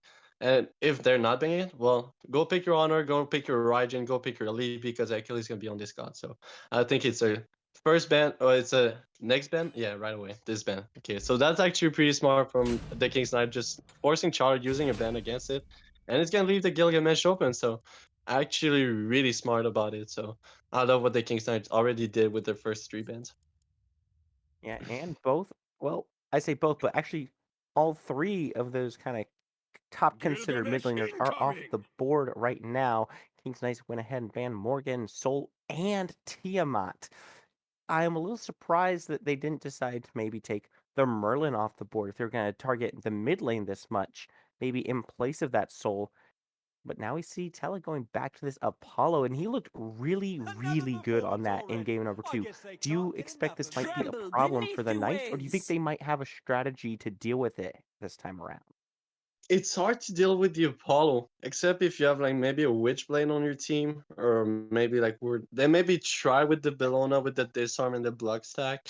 But now Tina is banned too, so there's no any gods in my mind as another block stack in their kit. So it's gonna be hard to counter Apollo. He's a pretty safe god. He has a huge ult that CC immune ult too that he can just run around the map. So, and I think we saw also Osiris just trying to gank him on cooldown. So I think that's why I love the Apollo pick, because he's super safe with his mess, his dash, and his ult to just give him some space and getting away from the gank's potential. So I really love this Apollo. But the Ymir kind of is pretty good counter pick in a way that Apollo's not gonna be able to dash through the wall or over the wall or on the left or the right of the wall. He's gonna be dashing right in face of it and just gonna be facing a wall. So I really love this Ymir pick. Now, I got to talk about it. We got to talk about it. There's a Jean Kui I locked know you in have to. here. What? Where's this one going? Do you expect this one to be the solo lane that Jean Kui is usually found in, or are we going to see another strange attempt at this Jean Kui mid that we saw so much in the SPL trying to make that work? What's the story with this one? That's a mid lane, because Gilgamesh going straight up in the end of Achilles, and that pretty much left Jean Kui to a mid laner. I'm not seeing Jean Kui to support or carry or jungler. So I think it's pretty going straight up in the mid lane. Maybe if I'm wrong with the Gilgamesh, but I'll be surprised. But Jean Kui, super annoying to play against, super tanky with the Vampire Shroud and all those lifesteal items that you can build on him, like Pytags or Typhoon or even Bankrupt or even the Soul Gem or even Spirit of Magus. Like there's so much possibility with the Bankrupt, well, the lifesteal. So super annoying. He can be super tanky. He's gonna be super hard to kill. Like engage on me, I'm just gonna pop my ult and I'm gonna deal as much damage as you can deal me. But plus, I'm gonna be lifestealing everything that you do to me. So super hard to kill, super annoying to play against. I love this Jean Kui pick. I play him myself because why not? I can be annoying. I'm gonna do it. Yeah, well, we'll see if it's the Jean Kui mid. You sound pretty confident on that, so I'm gonna take your word for it. I'm not as confident about Jean Kui mid as you are. I'm not been a big fan of it, but you're making it sound like Zombie's gonna blow my mind. So I'm really excited for it now. Actually, we do see these next wave of picks and bans coming through. Artemis set taken off the board, and we saw that Vamana locked in as well. Now, you were saying you expect the Gilgamesh to be going into the solo lane. Do you think this Vaman pick will change that at all for the King's Knights, or do you think they feel pretty comfortable sending that in? Uh, well, the thing about Vamana, it's you force the enemy team to either buy sprint or either buy car song to kill you. It's either you run away from me or you try to kill me. So Vamana, pretty underrated pick, underdog pick. You're not gonna see him a lot of time, but you can. He's kind of like a Cthulhu or like a Yorm. I'm just gonna be in your face. I'm super big when I'm in my baby form. Well, super baby form because he's always in his baby form. But so he can be super big, super annoying. So and also you force. It's almost like Odin. You force the enemy team to either buy Phantom, but in this case it's Carson. So Vamana is gonna be a really good pick, and he's gonna be in Jonqui phase too. Like Jonqui's not gonna be able to run from Vamana, so I think you have to buy Coruscant here. Yeah, I agree with you. This does look like a very cursed Ankh type of game. You got the Emoja, you got the Vomit. You can expect Apollo to be building lifesteal, probably have that Aussie on him. So definitely a lot of good work that can be put in there. Do you think there needs to be a cursed Ankh on the other side, or do you think just regular anti-heal will be enough to deal with the Jean Kui? Because you mentioned, he's got that good sustain in his kit, and he's most likely going to be building a lot of lifesteal on top of it. I think you're gonna have to wait until you're at least level 12. I wouldn't buy it right away because you don't know the Jonqui build right away. Some people build him a little bit more like straight burst damage with like maybe a Rod of Duty and like a Soul Reaver and like a Coward's Coin. So there's still some people that just build him straight up damage and like just trying to burst you down with this 1-2 combo. So I think you have to wait and maybe seeing is Dollar building a lot of lifesteal too? Is Gilgamesh well he has some lifesteal with his dash, but it's not super huge. But I think maybe more Divine on like Scylla and maybe a Toxic Blade on Vamana might be the play. And maybe a beat stick on Unbats. I don't think you really need Curse Song. I think it will be a little bit too much to try to kill Jean Queen waste of relics to just trying to kill one person. In the other scenario that the King's Knight have, they kind of counter Umoja too and Vamana, and like you were mentioning, the Apollo if he builds life steal. So I think Charterfully doesn't really need it, while the King's Knight actually really needs it. So two different type of scenario here. Definitely, we do see PK2 going back to this Hoonbot's pick. And I don't hate it. He definitely struggled to find a lot of success with it on his ganks. But if you take a look at game 2 and go beyond the slash lines, that Fear No Evil ultimate did put in a lot of work for the Charlotte Fury squad. So I do think that going back to this kind of ultimate centric comp here that they have, Scylla's I'm a Monster, Yamoja's River's Rebuke is going to be a great spacing tool, and then the Fear No Evil on top of it, it kind of gives you an echo of that Odin Cage combo that they had. Do you think that that's going to be enough, or do you think maybe he should have looked for a more powerful early game ganker? Well, I think he can wait to just try to make some impact. I think he's farming pretty well. Like he was like 2 level behind, but that was just Osiris getting a lot of kills and being showing his face around the map. So I think that was probably the only difference. I would love him to maybe just try to make it to late game because even your Apollo, even your Scylla, even your Vamana, it's not gonna be super impactful early game. So I think you can allow yourself to just be chilling and just trying to farm and trying to counter gank. Maybe if like the Loki's Apollo's face all the time, try maybe getting a gank once to maybe give your Apollo lead or maybe something like that. But I think he needs to focus himself on farming. And I love the point that you bring with the Ymojo that almost as same as the Odin cage. So I think Dion Bats is more there to utility, more there to set up the cylinders or split up team fights. Like same thing with the Yemojo. Just trying to split up team fight, cause a lot of mess up in the backline and stuff like that. So I love Dion Bats, especially against maybe the Loki that's kind of gets stealth. So if he's invisible, well, you can just ult him and oh, you see a Loki and just running around. So I love Dion Bats pick running back. And already we do see some signs of that life steal build you were talking about there, Mark. The paired shroud and that tiny trinket being picked up by Zombie here. Now, I'm going to ask you my favorite question. My favorite question that like always ends up being proven wrong somehow. Whose draft do you prefer? I prefer King's Knight just because, well, you might not understand, but the Jonqui pickup, it's pretty tanky and like I was saying, super annoying to kill, and you kind of force people to buy Divine, so that makes like maybe Soul Reaver later that you have to build. That's maybe a utility later that you have to build, and that switch up a beast Yoden for a beast stick, so you don't have the same amount of cooldown. So you kind of switch up the builds, and also you have the Loki that's pretty strong right now with the Mannequin Scepter that you see. So I prefer the Gilgamesh too than over the Vomana, and even the M Dollar over the Apollo. Most of the time, I'm gonna choose M Dollar just for his potential. But yeah, out of the King's Knight draft. Yeah, I see what you're talking about there. Individually, it does look like the Knights might have stronger units on their team, but overall, the way they function, it looks like King's Knights maybe are just kind of focusing on dive with Achilles on this Gilgamesh and Crudes on this Loki. But I really like how the Charlotte Furies team fights look with their picks here. I think I think this one could be decided around these objectives, and that's where I feel like Charlotte Fury might have the edge is those grouping points in those areas so they can really utilize the Senpai Rars, Rivers Rebuke, the ultimates coming out from PK2 and from Zero. I think that's going to be their strong point. Yeah, I love the point that you mentioned here, and Oh dear. yeah. There's the strong I love point the you were point talking about. yeah, I love the point that you bring with the objective, because actually the King's Knight doesn't have any kind of objective secure. If you look at Charlotte Fury, they have the Scylla with the huge crush and even the Eye on the Monster.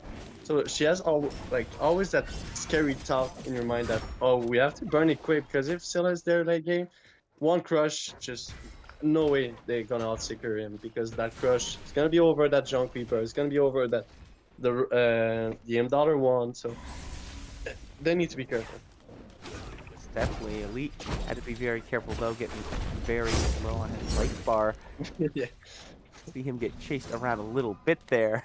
But he's feeling pretty good about himself, able to go back to that jungle, get those back camps on cooldown. So you got to feel good when the gank doesn't pan out, but you still able to get your camps on cooldown there. Crude's not as lucky. He had to be sent back all the way to Fountain. But it's kind of the same situation as game number 2 there, where these teams are looking for blood, and they're putting a lot of damage out. But it doesn't seem they're able to find these last hits to really secure the kills so far. Yeah, something we didn't mention is Croods coming in. That's actually their jungler, the actual jungler. Cousin was their sub, so actually the main jungler is gonna be there. So it's gonna be fun to see how he's gonna play. He's gonna be that often in dueling like he's trying to do right now, and playing on that purple buff. So that's gonna be fun to see how he's gonna play that game. Riptide is good to get Senpai out of danger there. Fortunately, the wall not able to find too much use there, but the stun connects onto 2, and there is a rotation happening here. We see 2 members of the Fury out in full force here. Bubble buff does go down to the King's Knights. Freeze is good onto 0. Beads are forced out, and it doesn't look like the collapse is really called there. They're in position for it, but there's some hesitancy there, and nothing really results. Knights just get the free purple. Yeah, the Knights were like pretty decisive in the decision making. That was, we're going for purple, we're committing to it. While Chartreuse, are we defending that? Or are we just chilling? Are we trying to kill? And just a little bit of miscommunication maybe, or like just having some doubt. Oh, we're getting invaded that game, because game 2 they were the one that was invading. So are we responding to that? So yeah, just maybe misplay or just no decision that's been made. And also that was a early beats from Scylla on that Emir freeze. Maybe he was scared to engage, but I'm pretty sure he was in a good position to survive and not having to use it beat. He was full HP too. Yeah, it's definitely a question of whether they were needed or not. But as many of us have probably heard, better to use the beads and not need them than not use the beads and need them. So, at the Yeah, end but of the you day, just don't want to be. You just don't want to be stuck in the next time that, oh, I needed beats and I didn't have it. So you need to be careful. definitely still have to be careful with them. Luckily, Zero does have that CC immune ult. It's not level 5 yet. He will have to get there for it, but he will have that little extra safety zone. He'll just have to be able to sort of pre-beads and use the ult before the CC actually hits. Yeah, but I think we saw you even game 2. I think one time I saw him using his speeds a little bit early. I think it was on that first 5 minute while Osiris. They try to kill that Osiris and he kind of beats a little bit later that time. The stun was made and he beats after. Well, that's some small mistake that we cannot just take 5 minutes talking about it. There's a game going on. Oh, we can And take 5 minutes to talk about anything you want. You want to talk about your eyes? I hear you have beautiful eyes, Mark. how did you? You know, I just had a feel. I heard your voice and I knew it. This guy, he has some beautiful eyes. Now we do see some aggressive rotations coming from King's Knight. Looking for this purple buff once again here, Mark. But Fury is here and Force Fleet comes through. River's Rebuke is down, but Zero is in some trouble. Erased by Cruise. The River's Rebuke collapses. But this looks like it's going to be the end. But over is PK2 Elite. He's jumping in aggressively. He has found a way into the 9 realms here. He's going to be coming right back down, and that could be a bad spot for him. But they're on the wrong side of the wall! PK2 gets to survive that one. He's running away. The overhand smash comes through, but he turns back into the enemy. He's going to be falling to zombie now. That is going to be 2 kills for the Knights. Purple buff, though, I guess you can say defense successful. Oh, no, it's not. It's not. No. It did go down for King's Knight. I'm sorry. You know what? I think No, Zero would have. still up. Okay. Zero would have loved to have his beats on that fight. I'm pretty sure you saw that in real blink. Hit his freeze, and after what? A low-key ult on him. No beats. Yeah. So sometimes, like I was saying, you need to be careful because the next engage, they're gonna target you. That was a great recommendation by the King's Knight to just see, like, okay, she uses beats a little bit early last time, but we're just gonna go right on her. And yeah, use your own, use your freeze, use your blink, use everything you want to see her. She's not gonna be able to respond. So that was a great play by actually Snow to just recognize that, just blink right after, and Cruz following up too with his ult too. So I love what the King's Knight just did here. Yeah, great play all around. I knew you were going to hit me with that beats. I knew you were going to hit me with it. So now we'll amend the same. Better to have the beads when you need them. There you go. Yeah, that's more fair. That sounds more sage. But it's still not a real lead for the King's Knights, despite these purple buff invades, the 2 kills for them. The very slight gold lead is still in favor of Charlotte's Fury right now, so they are farming effectively, even though they haven't been able to execute these kills. However, this red buff could be a danger zone for Zero, but they are standing on a couple wards there, so some safe pathing will get Charlotte Fury out of that one without a problem. You want to know why the gold lead is just a little bit up on the Chara Fury? Look in this whole lane. 3-level lead for this Vamana. He's level 10. The Gilgamesh level 7. So I think he's been invading his blue buff on cooldown. He's been taking the backline while actually Loki's spending a lot of time. Ooh! Yeah, that was a monkey. Was it? That was- Are you sure? I think I didn't saw see him. anything.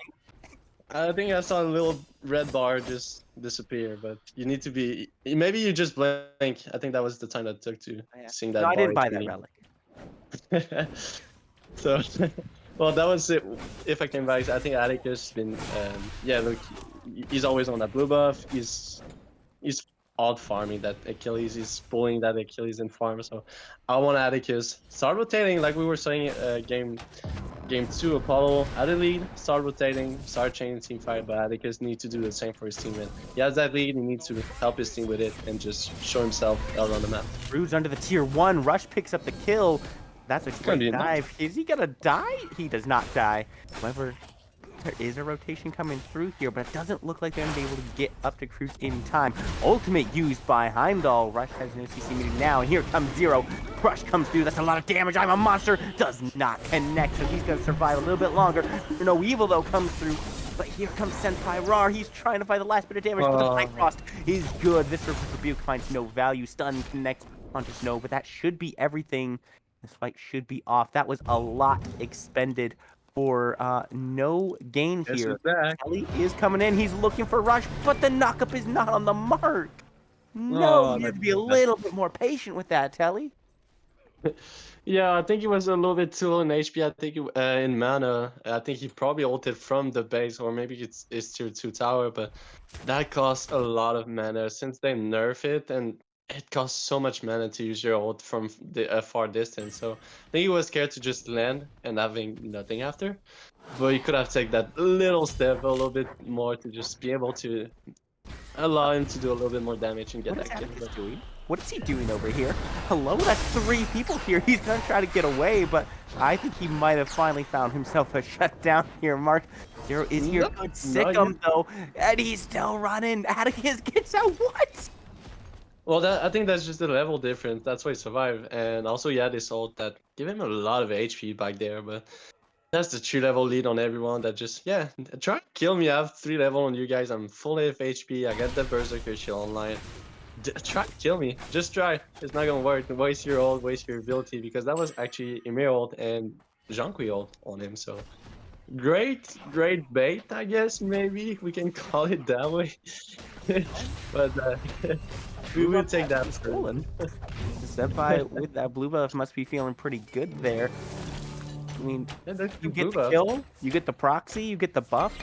Achilles is having a little bit of a rough time in this solo lane here in this game. Yeah, or level now. But despite that, despite this huge lead that Atticus does have, we haven't seen it transition anywhere onto the map. He hasn't been making any rotations. So for all intents and purposes, this lead might as well not exist. Good double freeze, but a good Riptide does push him back. Snow not able to find anything off of that. Excellent work. Now the Rebuke comes through as well as the Charlotte Fury is rotating in. They are looking for Snow here, but he's got some on. Cruz finds the kill, but he goes down as well. Telly returns the favor. The stun comes out from Senpai Rar, but that's not going to be anything more happening there. Mid laner for jungler, not a terrible trade. Not terrible trade, especially since Crude it's been a kind of issue to deal with right now. But we saw the emoji ult a little bit off a couple of times. That one time trying to cut up the Dollar in dual lane like maybe 2-3 minutes ago, and right now seems just a little bit off. I think if she caught up the Jean-Qui, that would have been a huge turnaround because everybody could have just turned around on that Jean-Qui. I think that's more an issue right now because this guy is 1-2 and he has a full bankrupt his new Typhoon, and you can see how much damage he's doing and how much unkillable he seems like. And that's what I was mentioning. The Bancroft, Typhoon, Vampire Shroud. It's gonna be hard to stop them. And also I think we see Zero going to the Divine Rune, and that's the only entire right now for Tower Fury. So that could be an issue if it's only Stella that has some entire right now. So they need to be careful on that Jean-Qui. They need to shut him down, trying to find some kills on him, trying to find some big, trying to put CC around him. Because I think that's the only way you're gonna be able to kill Jean-Qui. You need to put CC on that guy because or either way, he's gonna put his one on the wave, turn around a little bit, put his 2, grab everything, and be full HP. So you need to be careful. Yeah, like you mentioned, that anti-heal, or I should say lack of anti-heal, is going to be a pretty big problem for Charlotte Fury here in dealing with this Jean-Qui that Zombie's running here. I'm surprised that PK2 has not opted to go for, say, the beat stick at all. Maybe you see a Pestilence or a Contagion come out from Atticus in the solo lane. They have to find something more than just this Divine Ruin that Zero seems to be building into. Otherwise, they're going to have a really tough time dealing with this enemy mid laner. Our good news is, Gorp still on the map, so neither team has really had an opportunity to go for any real objective here so far. Kiki wall stops the back from Zero. But do you think it's maybe getting a little late to have this Gorp still on the map here? Charlotte Fury does have a little bit of a lead. Yeah, they have a little bit of lead, but it seems like their team fight hasn't been on their side, sadly. So I don't think you can wait on both sides, but it seems like King's not just, okay, well, we're done with it. We're going to fight for gold, boys, and we're going to start that game finally. Or maybe not tonight. They're still waiting on it.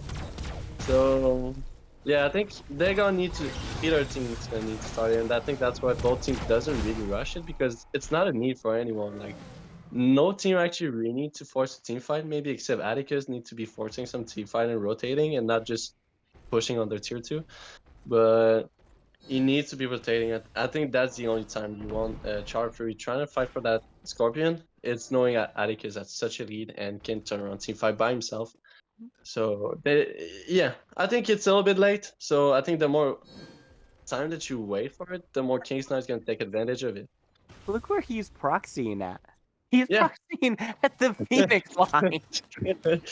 He, Atticus is an absolute monster right now. This guy's level 16 right now. Just stole away the speed buff. Like, It's he's doing just a lot on the right side, but like you said, he's not impacting the game beyond that. He's not getting into this mid lane or this left lane. He's not looking at any of these objectives so far. You see some overfits being forced out. Good rebuke. I'm a monster onto Zombie. That's going to crush him. Now, Snow is in some trouble. Zero with the double kill. That is the first real signs of life we've seen from Charlotte Fury. Great picks. And I guess they decided, you know, once they got the Divine Ruin online, that's when they're going to look for Zhang Kui. it seems like they have heard me because they put a lot of CC on that guy. We saw the Scylla actually grab him with this one, and after put his crush on it, after we saw the Unbattle, after we saw the Yimoja, so that's what you need to do to shut him down. You cannot make him use his abilities. So great way to shut down the Zhang Kui. It's putting CC on him. And like you mentioned, the Divine came online, and that seems like that's when they wanted to start starting that train of, okay, we're gonna start snowballing, we're gonna start trying to find some kills, and we're gonna start doing those objectives. But something we were mentioning is the lack of lifesteal on the side of Charfree, but lack of lifesteal is going on the King's Knight too. We're mentioning that Yamoja, we were mentioning that Vamana, but no anti-heal right now for any of those players. No beat stick from the Loki, no Pestilence coming from the supports or the solo laner. So both team actually kind of have a lack of lifesteal, of anti-heal, except the Seller that went Divine Room. But these teams gonna need anti at one point because I think if the King's Knight doesn't do it, Charfury is gonna take advantage of it. They do have the cursed Ankh on Achilles, but you know, that's maybe not the best person to have it on right now because, well, as we've been talking about, he is 3 Yeah, levels and that's just a down. relic. That's just a relic that you can use at every 2 minutes. It's not constantly entailed with like, oh, I think Loki's going for beats into it. Yeah, the curse arc is fine, but that's pretty much it. It's also not upgraded yet, so you know, not quite as effective as it will be later on. Increased damage is like 75% of the reason to pick up that item in the first place. We do see some position around this Fury here, but it looks like it's just the Oracles being taken. I'd really like to see Charlotte Fury just commit onto this. They should know that they have the ability to take it. King's Knights are not in the area. Yeah. Oh well, we might see a go free later today, but we've been waiting 16, well, actually 17 minutes for the first goal free. I think the game two was like close to 10 minutes when we saw the first goal free been doing. And what I wanted, maybe they were scared to start that goal free without Vamana, but they seems that they realized nobody's around. But there's a lack of warding too from both sides. We don't see a lot of wards around the map, even from the King's Knight or the Child Fury. So that's why it's always dangerous to take those objectives. Without ward is you never know if Mdar is coming with this one, if I don't know, Loki's coming on your back and just burst down your backline. So 17 minutes a bit late for goal free, but it's never too late. But we got one. As they say, better late than never, right? Now, they do have the King's Knights, that is, have a Sentry Ward on this Fury right now. So they do know that Charlotte Fury is in the area, or at least they should be aware. And that's why I'm a little concerned that Charlotte Fury took so long to make the decision to start this up. It does look like they were waiting to accumulate a little bit of a lead so they could have an advantage in the fight. But because they danced around this so much, it does give the King's Knights more time to make this rotation and respond to the Fury take. It does look like they're stopping at those side camps first. But you know, they've got plenty of time still because the Fury really hasn't taken any damage just yet. Yeah, well, and maybe it took too much time, but that's only because I think Atticus has been like playing, farming on their phoenixes and trying to invade speed buff, and has been spending so much time in that solo lane while he has like a 3 level lead for the last 10 minutes at least. So I would have, like we're mentioning it, we have loved to see Atticus just start making rotation to set up actually that goal free that's been done at 17 minutes. That could have been done like at 10 minutes if Atticus started rotating a little bit earlier. But like you mentioned, it's never too late. So Yeah, but let's while we have the opportunity, let's take a look at these builds here real quick because we don't have anything else to talk about as we have gotten into a little bit of a pause. We do see Pele has just finished his Odysseus' bow. Like he said, he's really delaying his lifesteal a little bit longer than Rush has, who has rushed into his Aussie, one might say. How do you think those compare to each other? um, it's not the Aussie that bother me, it's the XE actually. I know it's a cheap item, but I don't think it give as much as maybe an Oldie bow or maybe an Atlantis bow or maybe even Aussie that he could have rushed earlier. I think the Exia issue is if you compare it to a Odibo, is the thing about Odibo is you don't have to waste mana, and I think that's an issue that most Hunter has right now is the MP5 because you don't have a death toll, you don't have any trance right now, you don't have Bluestone, and some Hunters really are mana agree, so you really want to use only your basic attack to clear the wave. And when I used to coach, that's what when I was talking about Odibo, it's because I was saying Odibo is great because you don't have to use your mana or your ability. So even if you want to engage, if you're getting gank or whatever happens to yourself, you still have your ability up and you're playing way faster because your Odibo is proxying on every minion. So it's more the XE that bother me. I don't see why XE. Maybe like yeah, Yemoja went for a breastplate so you can shred her down, but Apollo's gonna win that trade. Apollo has the Atlantis bow, he's got the Odie bow, so he's gonna be clearing faster, and also he's gonna have his ability up to fight you. So that's the huge difference. M Dollar still need his ability to clear the wave. You need this one. You might even need this two before if he wants to clear faster than the Apollo with Odie bow. So that's the only issue. It's not the Aussie, it's the XC that and you pretty much just waste an item, in my opinion. How about this benevolence that Atticus has just picked up? Like we touched on talking about a little bit earlier, that item did get a hot fix nerf Yep. today, making that gold spooling not quite as strong. Do you think it's still worth picking up in these other roles? I think it's worth it in support. I think it's still worth it in some solo laner like a Bellona, like Osiris, and like a Vomana, because you kind of use your basic attack, and the upgrade actually, I think you do more damage based on the HP that you have, if I'm not wrong. But if you look at the build, Vomana has the Talisman of Energy and the Frostbound, so actually it's still not bad. Yeah, they like nerf it, but I don't think it's still down in the ground. I think it's still viable. And honestly, I don't see any other starter item for Vomano right now that would have built over that. Like I don't see a Detol, I don't see a Mannequin Scepter would have been weird and maybe not as tanky.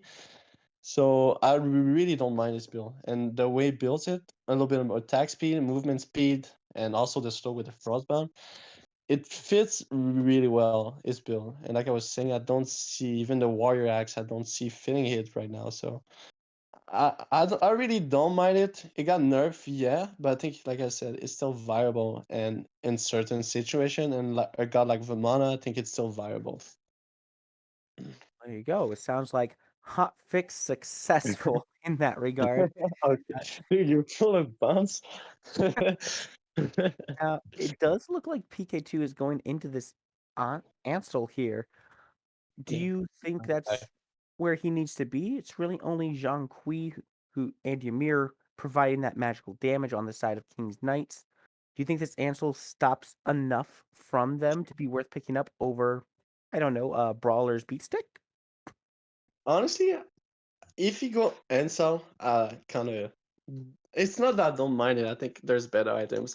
Like we're saying, he has a lack of anti, so he could have won a beast stick. He could have won even like Iron Dive for more cooldown and also give the movement speed that maybe he wants to chase for the enemy. But if he's looking at the cooldown, I think there's better option than this item. But actually, if you get freeze by the Emir, its top is slow.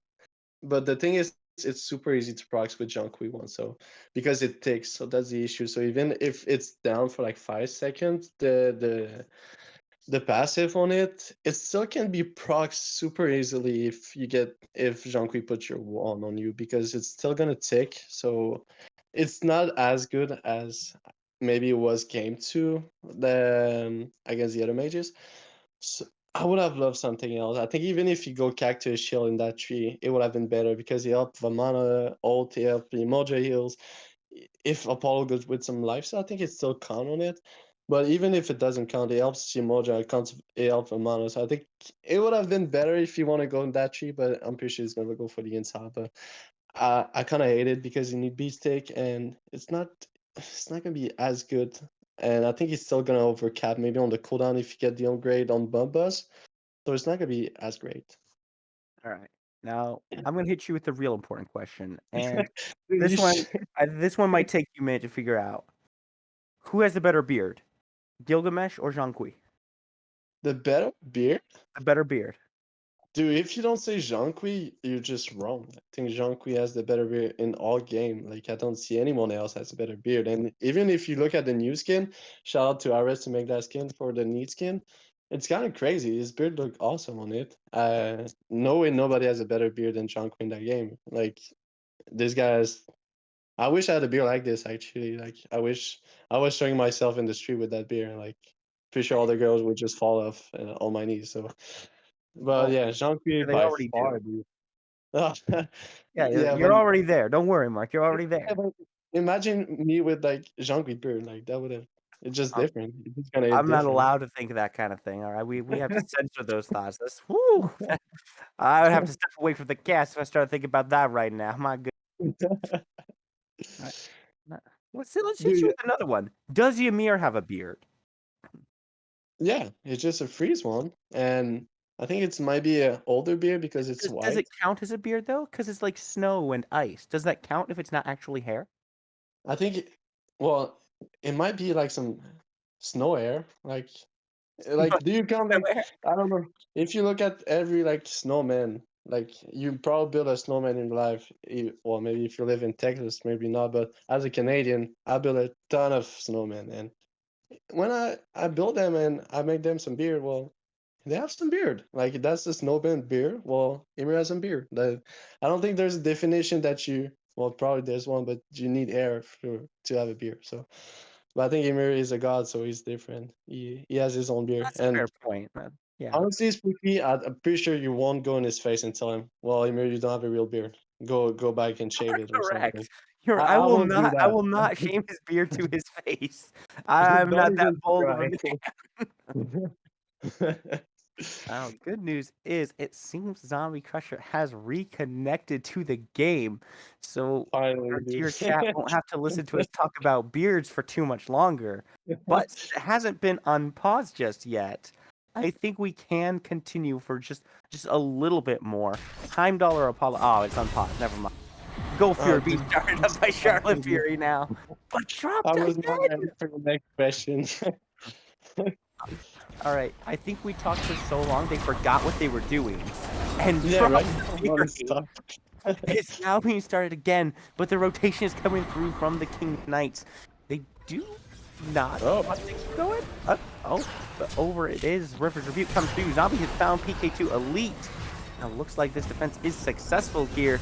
And Pyrar in a bad spot, trying to throw out those healing basics for Telly, but they might not be enough. The wall comes through, but it's gonna go ahead and make sure Telly goes down, crushed over the wall, but it's not gonna be enough. Zombie picks up Senpai Rar, and now this is a very bad spot for the Charlotte Fury. Still swinging those basics. Atticus in a rough spot, and the big baby will finally call down his first death. And oh dear, Zero, this is not where you want to be. You're supposed to be long gone, my friend. Indeed, this will be a complete deicide now. Charlotte Fury took way too long to start that Fury. Yeah, well, I wish King's Knight actually opened the stream while they were on. Well, the Charfree opened the stream while they were on pause, because I was saying, imagine if Loki came on your back because you're not warding enough or around the goal free, or maybe if anyone coming around your back, you won't be able to see it. Well, before we were talking about beers, we were talking about something important, and that was a lack of warding around goal. And that's just what happened. And they got cut off, and they were thinking nobody is around it.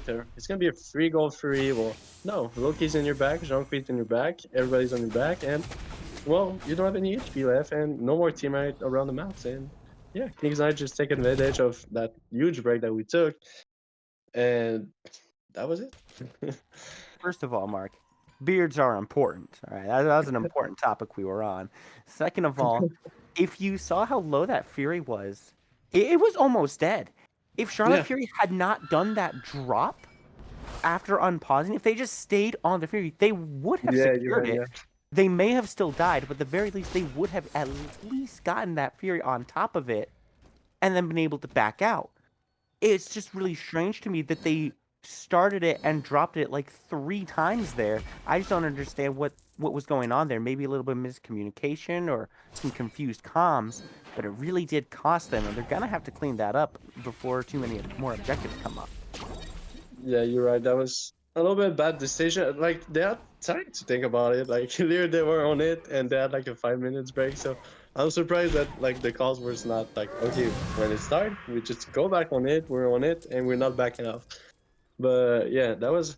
But I think the ending would have been the same though. I think the ending would have been everybody get the side, because if they commit to that goal free like they were supposed to, well, Loki was coming back with Jean-Claude waiting for them. So I think the ending would have probably been the same, but they would have at least got a goal, and King's Knights take another objective around the map with that Pyromancer. So that's just gonna be the start of snowballing, because they killed the Vamana too. That a huge advantage level, and you see that was a huge.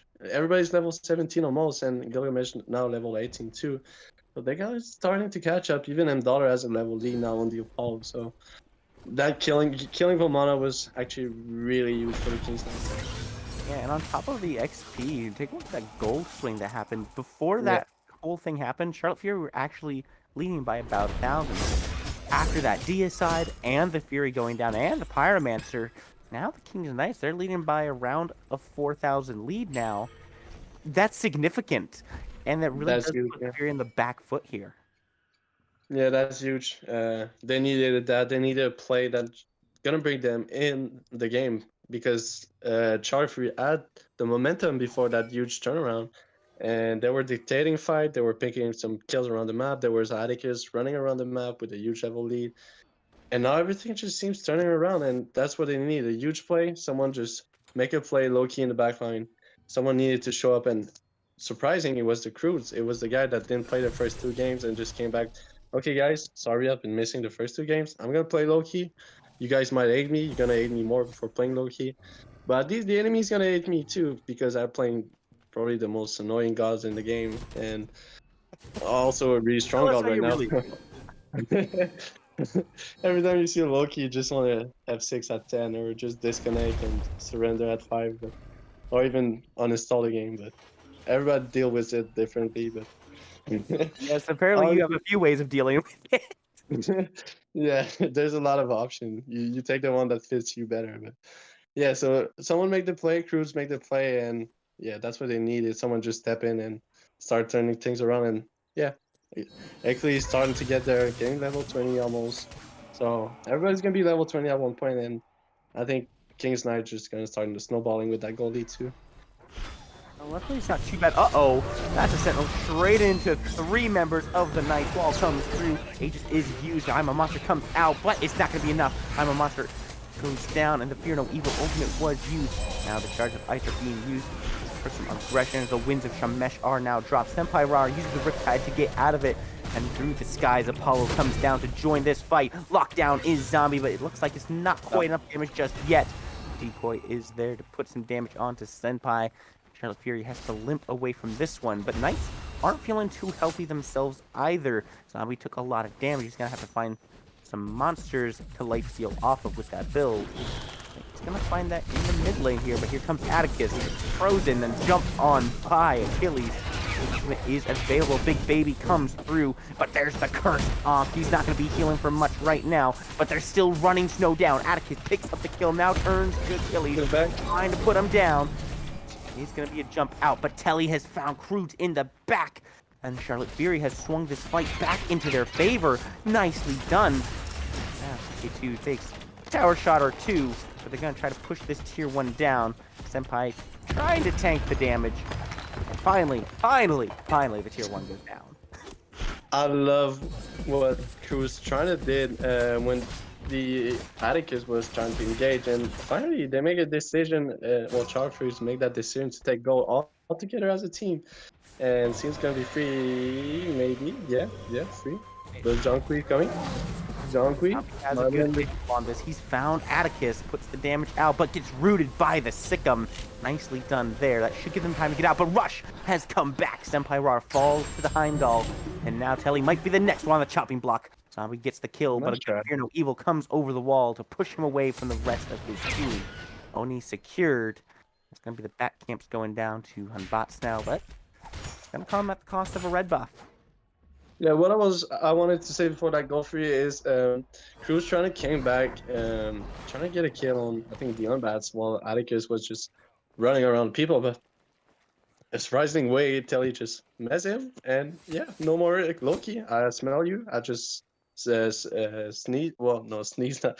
I'm just putting you in sleep and just killing you. And that was a really great play by the Apollo. Was just seeing that Loki came in the back and just mess him and find a kill.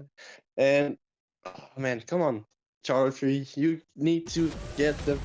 Well, I was about to say bad words, but you need to get out when you take an objective. Just reset and spend the goal.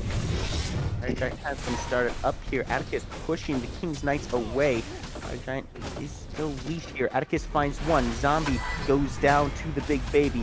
These are used to get rid of the Heimdall. Oh, he's trying to run right down. He's on the chase. He finds it. That's the double kill now. Atticus putting in some serious work on this fight. Fear No Evil comes through, and now it's Cruz who's in the real danger. Crush not on the mark. Cruz very low. Telly has finally finished the work. Achilles takes the mid laner down. Zero not on this fight anymore.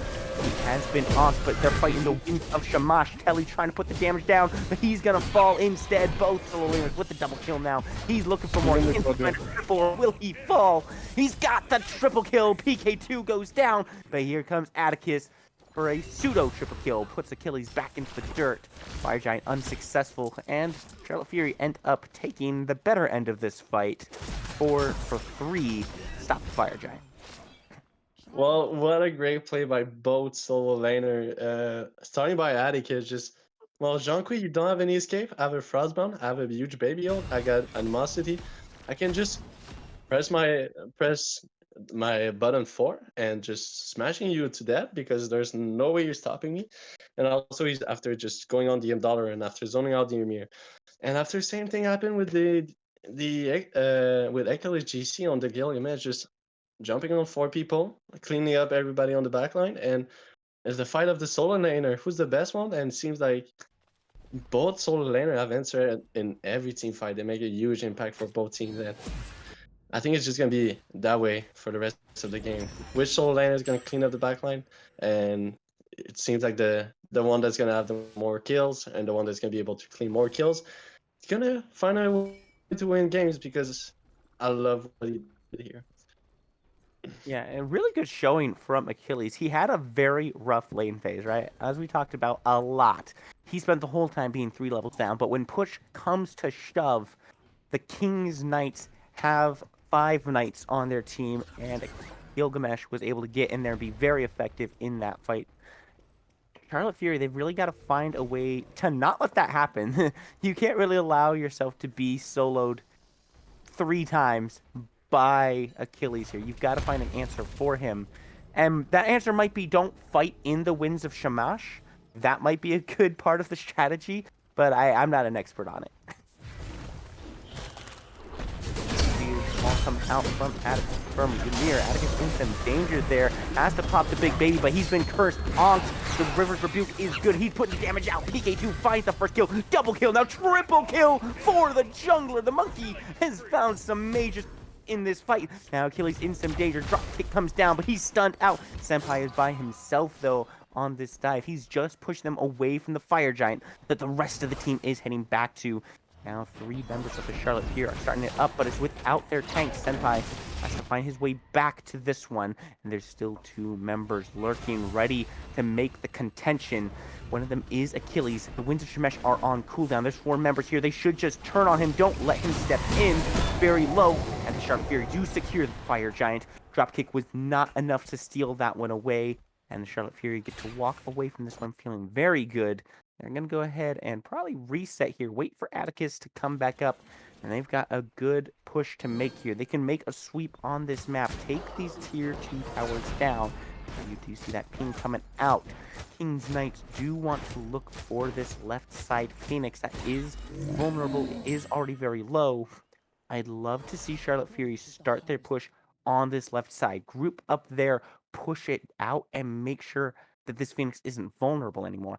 However, we do see some grouping in the mid lane here, Mark. Where do you think Charlotte Fury really needs to take this Fury, or Fire Giant, I'm sorry, to start off? I just got disconnected. I'm sorry. I didn't see what happened the last 2 minutes. But They yeah, got the yeah. Fire Well, Giant.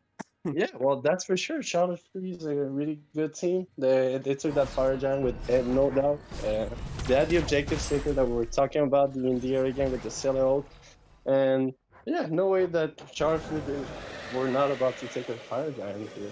Well, great response by the Kings Knight taking a gold free, but Fire Giant, the better objective on the map, and I want to see what Charlotte Fury can do with that Fire Giant. Maybe take towers, take Phoenix.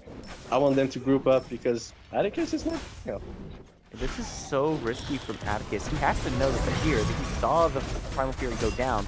He's being forced into the Big Baby Ultimate, but I don't think he has a great way out of this one. He's just beating people down, trying to wait for that dash to come back up, and he's going to fall before it happens. Rush gets Yeah, that. but look what they're doing here. And this Phoenix is under duress. 4 members of Fury are here. Winds of Shemesh are dropped. That's going to be a good defensive ultimate, and that's going to push Charlotte Fury back. They don't have that frontliner to buy space for them. Wow. Only one ult that can turn around 5 people and, well, 4 people and just like, yeah, well, no way you're taking the Phoenix? That was a little bit chicken play by Jarfer, in my opinion. Like, it's just one ult, it's just one guy, you guys are 4, you got a Scylla late game, you got a Paulo late game. You guys can take him out. Take him down. Trust yourself. Like, your Atticus just died for no reason here. That's so sad because that was a great, I guess, zoning or like bait or like just paying attention, putting 4 people around Atticus trying to stop him, while the rest of Charles Free just pushing that right lane. But yeah, so it's just sad that seeing that Atticus died for no reason because Gilgamesh just ulted 4 people and not even jump on them. Just, yeah, I'm stopping you guys with my ult. The rest of the King's Knights were coming in there, and it would have been 5v4 if they overcommitted. It could have been potentially dangerous. But I would like to see them just group S5 to push these last 2 tier 2s down. That's really been their strong suit right so far, is these team fights. Good juke avoids the freeze there. Now the tier 2 should be in danger. A lot of Vamana player just thinking that I'm in my baby form, nobody can kill me, but when 4 people late game can just start like doing a lot of damage and they're full build, and like you see the Loki has some entire now. Well, that's pretty much it. I was wishing that I was seeing more entire than this, but yeah, when there's 4 people like ADC full build with some crit and Loki with some entire and a lot of damage too, start bursting you down. Even if you're in your baby form, and even if they don't have a lot of entire, they can still do a lot of damage to you and burst you down if they group up. So they need to be careful, those Vamana player. When you're on your ult, you're not unkillable. Yeah, you seem like it, but you're not. You need to be careful and start grouping up. If he's ulting with his teammate around him, that's a completely different story here. He can do whatever he wants, but now by himself against 4 people, you cannot do that. I do love this call to grab that Draugr before the next Fire Giant comes up. That's going to make sure, King's Knights don't have that added protection on their Phoenixes. But this next Fire Giant, this is going to be the big one here, Mark. This is going to be the enhanced version. That's the real game ender. So far, Charlotte Fury has been able to pull these fights out at these objectives, but they're going to have to make sure they plant this one well and they execute very nicely. The lead is only 2,000 even after all those tier 2s go down. This one could be very close here. We do see beads already come out from Senpai. Man, That's huge. that's the huge beats. I know it's only on the support, but still burning any beats is pretty good because um actually the King's Knight has a lot of CC with the M dollar roll. They exactly like this. If Yamato get caught off guard and Dollar can just alter and everybody's gonna follow the dollar roll. So they need now Yamato need to be scared, need to be careful the way she position himself and on the way she can play the next minute because she doesn't have any beats, and if she get caught off guard or like by a low kill by an Emir freeze, well the rest just gonna be straight up burst by the King's Knight. Another thing worth noting in this relic department is that Knights have the upgraded Cursed Ankh. They're going to be dealing more damage to those targets that heal themselves. Charlotte Fury, they've only got the base version right now, so they won't have that extra little kick of extra damage coming through. As both teams position very aggressively on this Fire Giant, Knights maybe taking a little bit backwards, but Achilles might have been found in the back here by Atticus. He goes ahead and puts some damage on him, trying to push him away. Not too much damage being put on just yet. Right, you know, every little bit does help. That Spirit Robe going to be coming up off cooldown here very shortly. And it looks like neither team is feeling too 100% confident about starting this up. They do have a push happening in that left side, though, Mark. Take a look at that minion wave. Yeah, it's starting to group up, and the thing is, you need to be careful for the King's Knight because one Yemojo can caught up so many people, caught up Jean-Qui, Ymir, even like everybody pretty much except the Achilles can just jump over it, but they need to be careful on the way to position themselves, and I think that's what the Charfury are waiting for. It's a great Emojo, but it seems like King's Knight wants some damage. With the Shemesh come through, that freeze did not connect. I'm a Monster does put some damage onto Zombie. That's a good chunk of it. The Sikkim doesn't land on Achilles, which means they're going to struggle to find this pick. Where PK2 drops the Fear No Evil onto Zombie. He finally confirms that kill. Now that's the first swing in their favor. River's Rebuke comes through. That's got 2 in there. So he's jumped on out of that one. But Ymir is stuck. Snow takes a lot of damage. The crush is good. The wall is better, but not good enough. Telly finds that second kill for the fight. And now Achilles is on the run, but he's down by 2 members. Finds the jump over the wall. Atticus going to go ahead and keep chasing him down. Bifrost does get rushed out of some danger, but now there's Apollo through the skies looking for the last damage, not able to find it. He can return to this Fire Giant. Atticus now, for his part, has had the table turned. He doesn't have the ultimate available. Cursed Ankh, but the dash is good. He's going to have to get through the Phoenix, though. He takes the hit. He's good to go. He's got no problem. Take a look at that fire. Cruz is lurking around the area, but he's looking for Atticus, not at the Fire Giant right now. They're on the hunt for the solo laner, and the Fire Giant is being burned away. Rush finally confirms that kill, and Cruz on his way back through, looking for it. I'm a Monster comes through, secures the Fire Giant, but he's on 2-0, but it's not going to be enough. He's got to run away. Takes a little bit of extra damage from the Odibo proccing onto the Pyromancer. But man, good job from the Fury. Yeah, well, can I know why Atticus was there? Like, by the way, why did he end up being under Phoenix and like with so low HP and like just be able to run out and just end up lazy backing and rush? Yeah, okay, one basic attack, I'm gonna kill you. He was trying to run down Achilles after he got out of low health. And then Rush was forced out of the fight in the same direction, so he ended up coming in behind him. And then he just like kept going for Achilles. And then it just didn't work out because he's fighting under Phoenix. If I'm zero, I'm buying a leash for Atticus. I'm like, okay, you're staying here. You're not going too far. Like, I'm trying to do something to hold him off. And Charfu is gonna take an Oni Fury. That's gonna be super important. And like you were mentioning, the new objective around the map, the Jogger. I think that's what we call it. But the Jogger is up, and I think Charfu is just gonna probably take it. Yeah, maybe not. No, they don't need it. So Oni Wave, Fire Giant. That's everything you want to hear as a team if you want to push some Phoenixes. And I want to see the same thing as they did game 2 to win the game. It's done the mid lane too and bring at least Loki, maybe Gilgamesh, at least someone to split up with the team, because that 4v4 fight seems better for them than the 5v5 fight. So I think that's what they're going to do. They seem to send Unbads taking those waves, but they're pretty far, so they're going to have to wait a little bit longer. Waves are coming in, and GC 2K Chili is not there just yet. He is getting these minion waves up in the mid lane. That means there's the engage coming through. 5-on-4. Winds are dropped. Sikkim is good. Crush does so much damage. These are good just long enough, but I'm a monster. The kill. There's Rebuke now comes through. I'm a monster could come through again. However, there's no retarget there. Now Atticus has joined the fight. Big Baby finally goes down.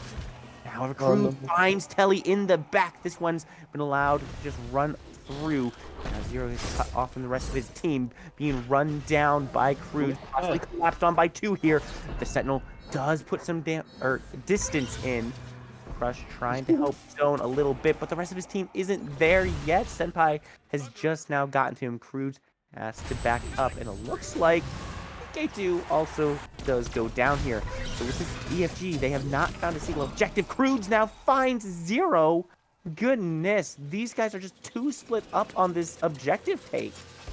I'm sorry, Spooky. I think this is the first time I'm going to tell you that, and probably the last time, but you're wrong. PK came down with a Phoenix at least, but Oh, there it is. cost a lot.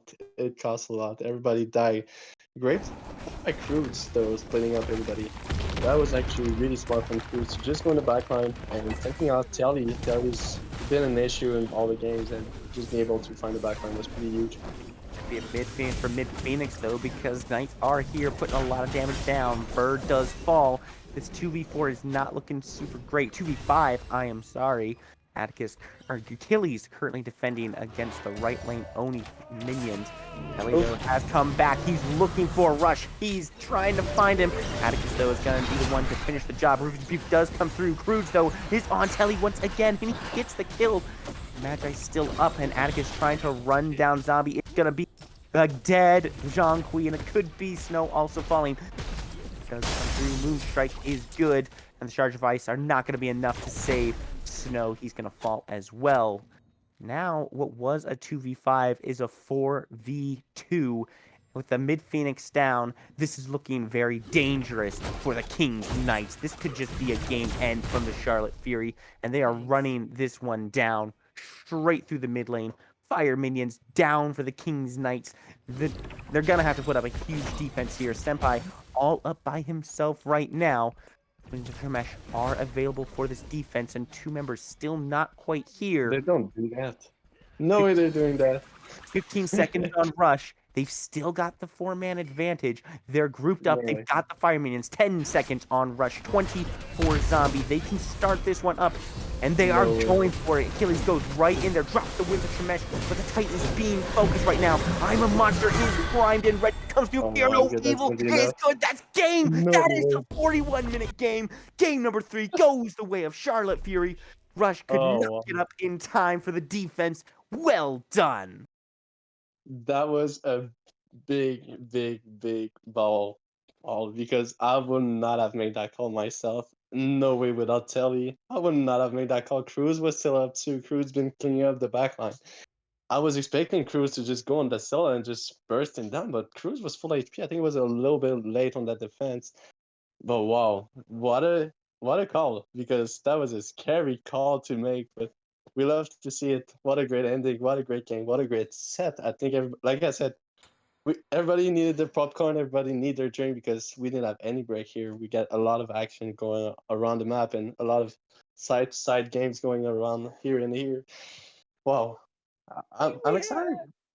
How are we gonna be able to sleep after that? Yeah, we had a we had a huge break. Yeah, like you said, it takes confidence to make that end call right there, and the Charlotte Fury does it perfectly.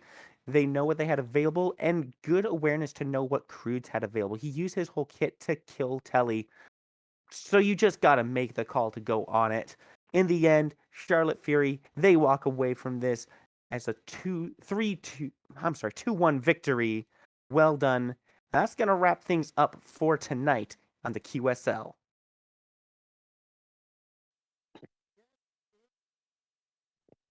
Yes, indeed. Thank you both for joining us tonight. Spooky, you're such a great man to have in this casting booth, and thank you, Mark, as well, for filling in. It's been a great time. This was a great set. and Holy shit. it's 1 a.m. here for me. So Yeah, it's I'm 1 I'm a.m. I'm here glad for to end me it here. This was so fun to watch. too. I hope anyone who's Thanks, still watching this back, it's been a great time. So thanks to um, you, Jeremy, too, for staying in the spectator. We appreciate it. of course, as always. So good night, everybody here in QSL.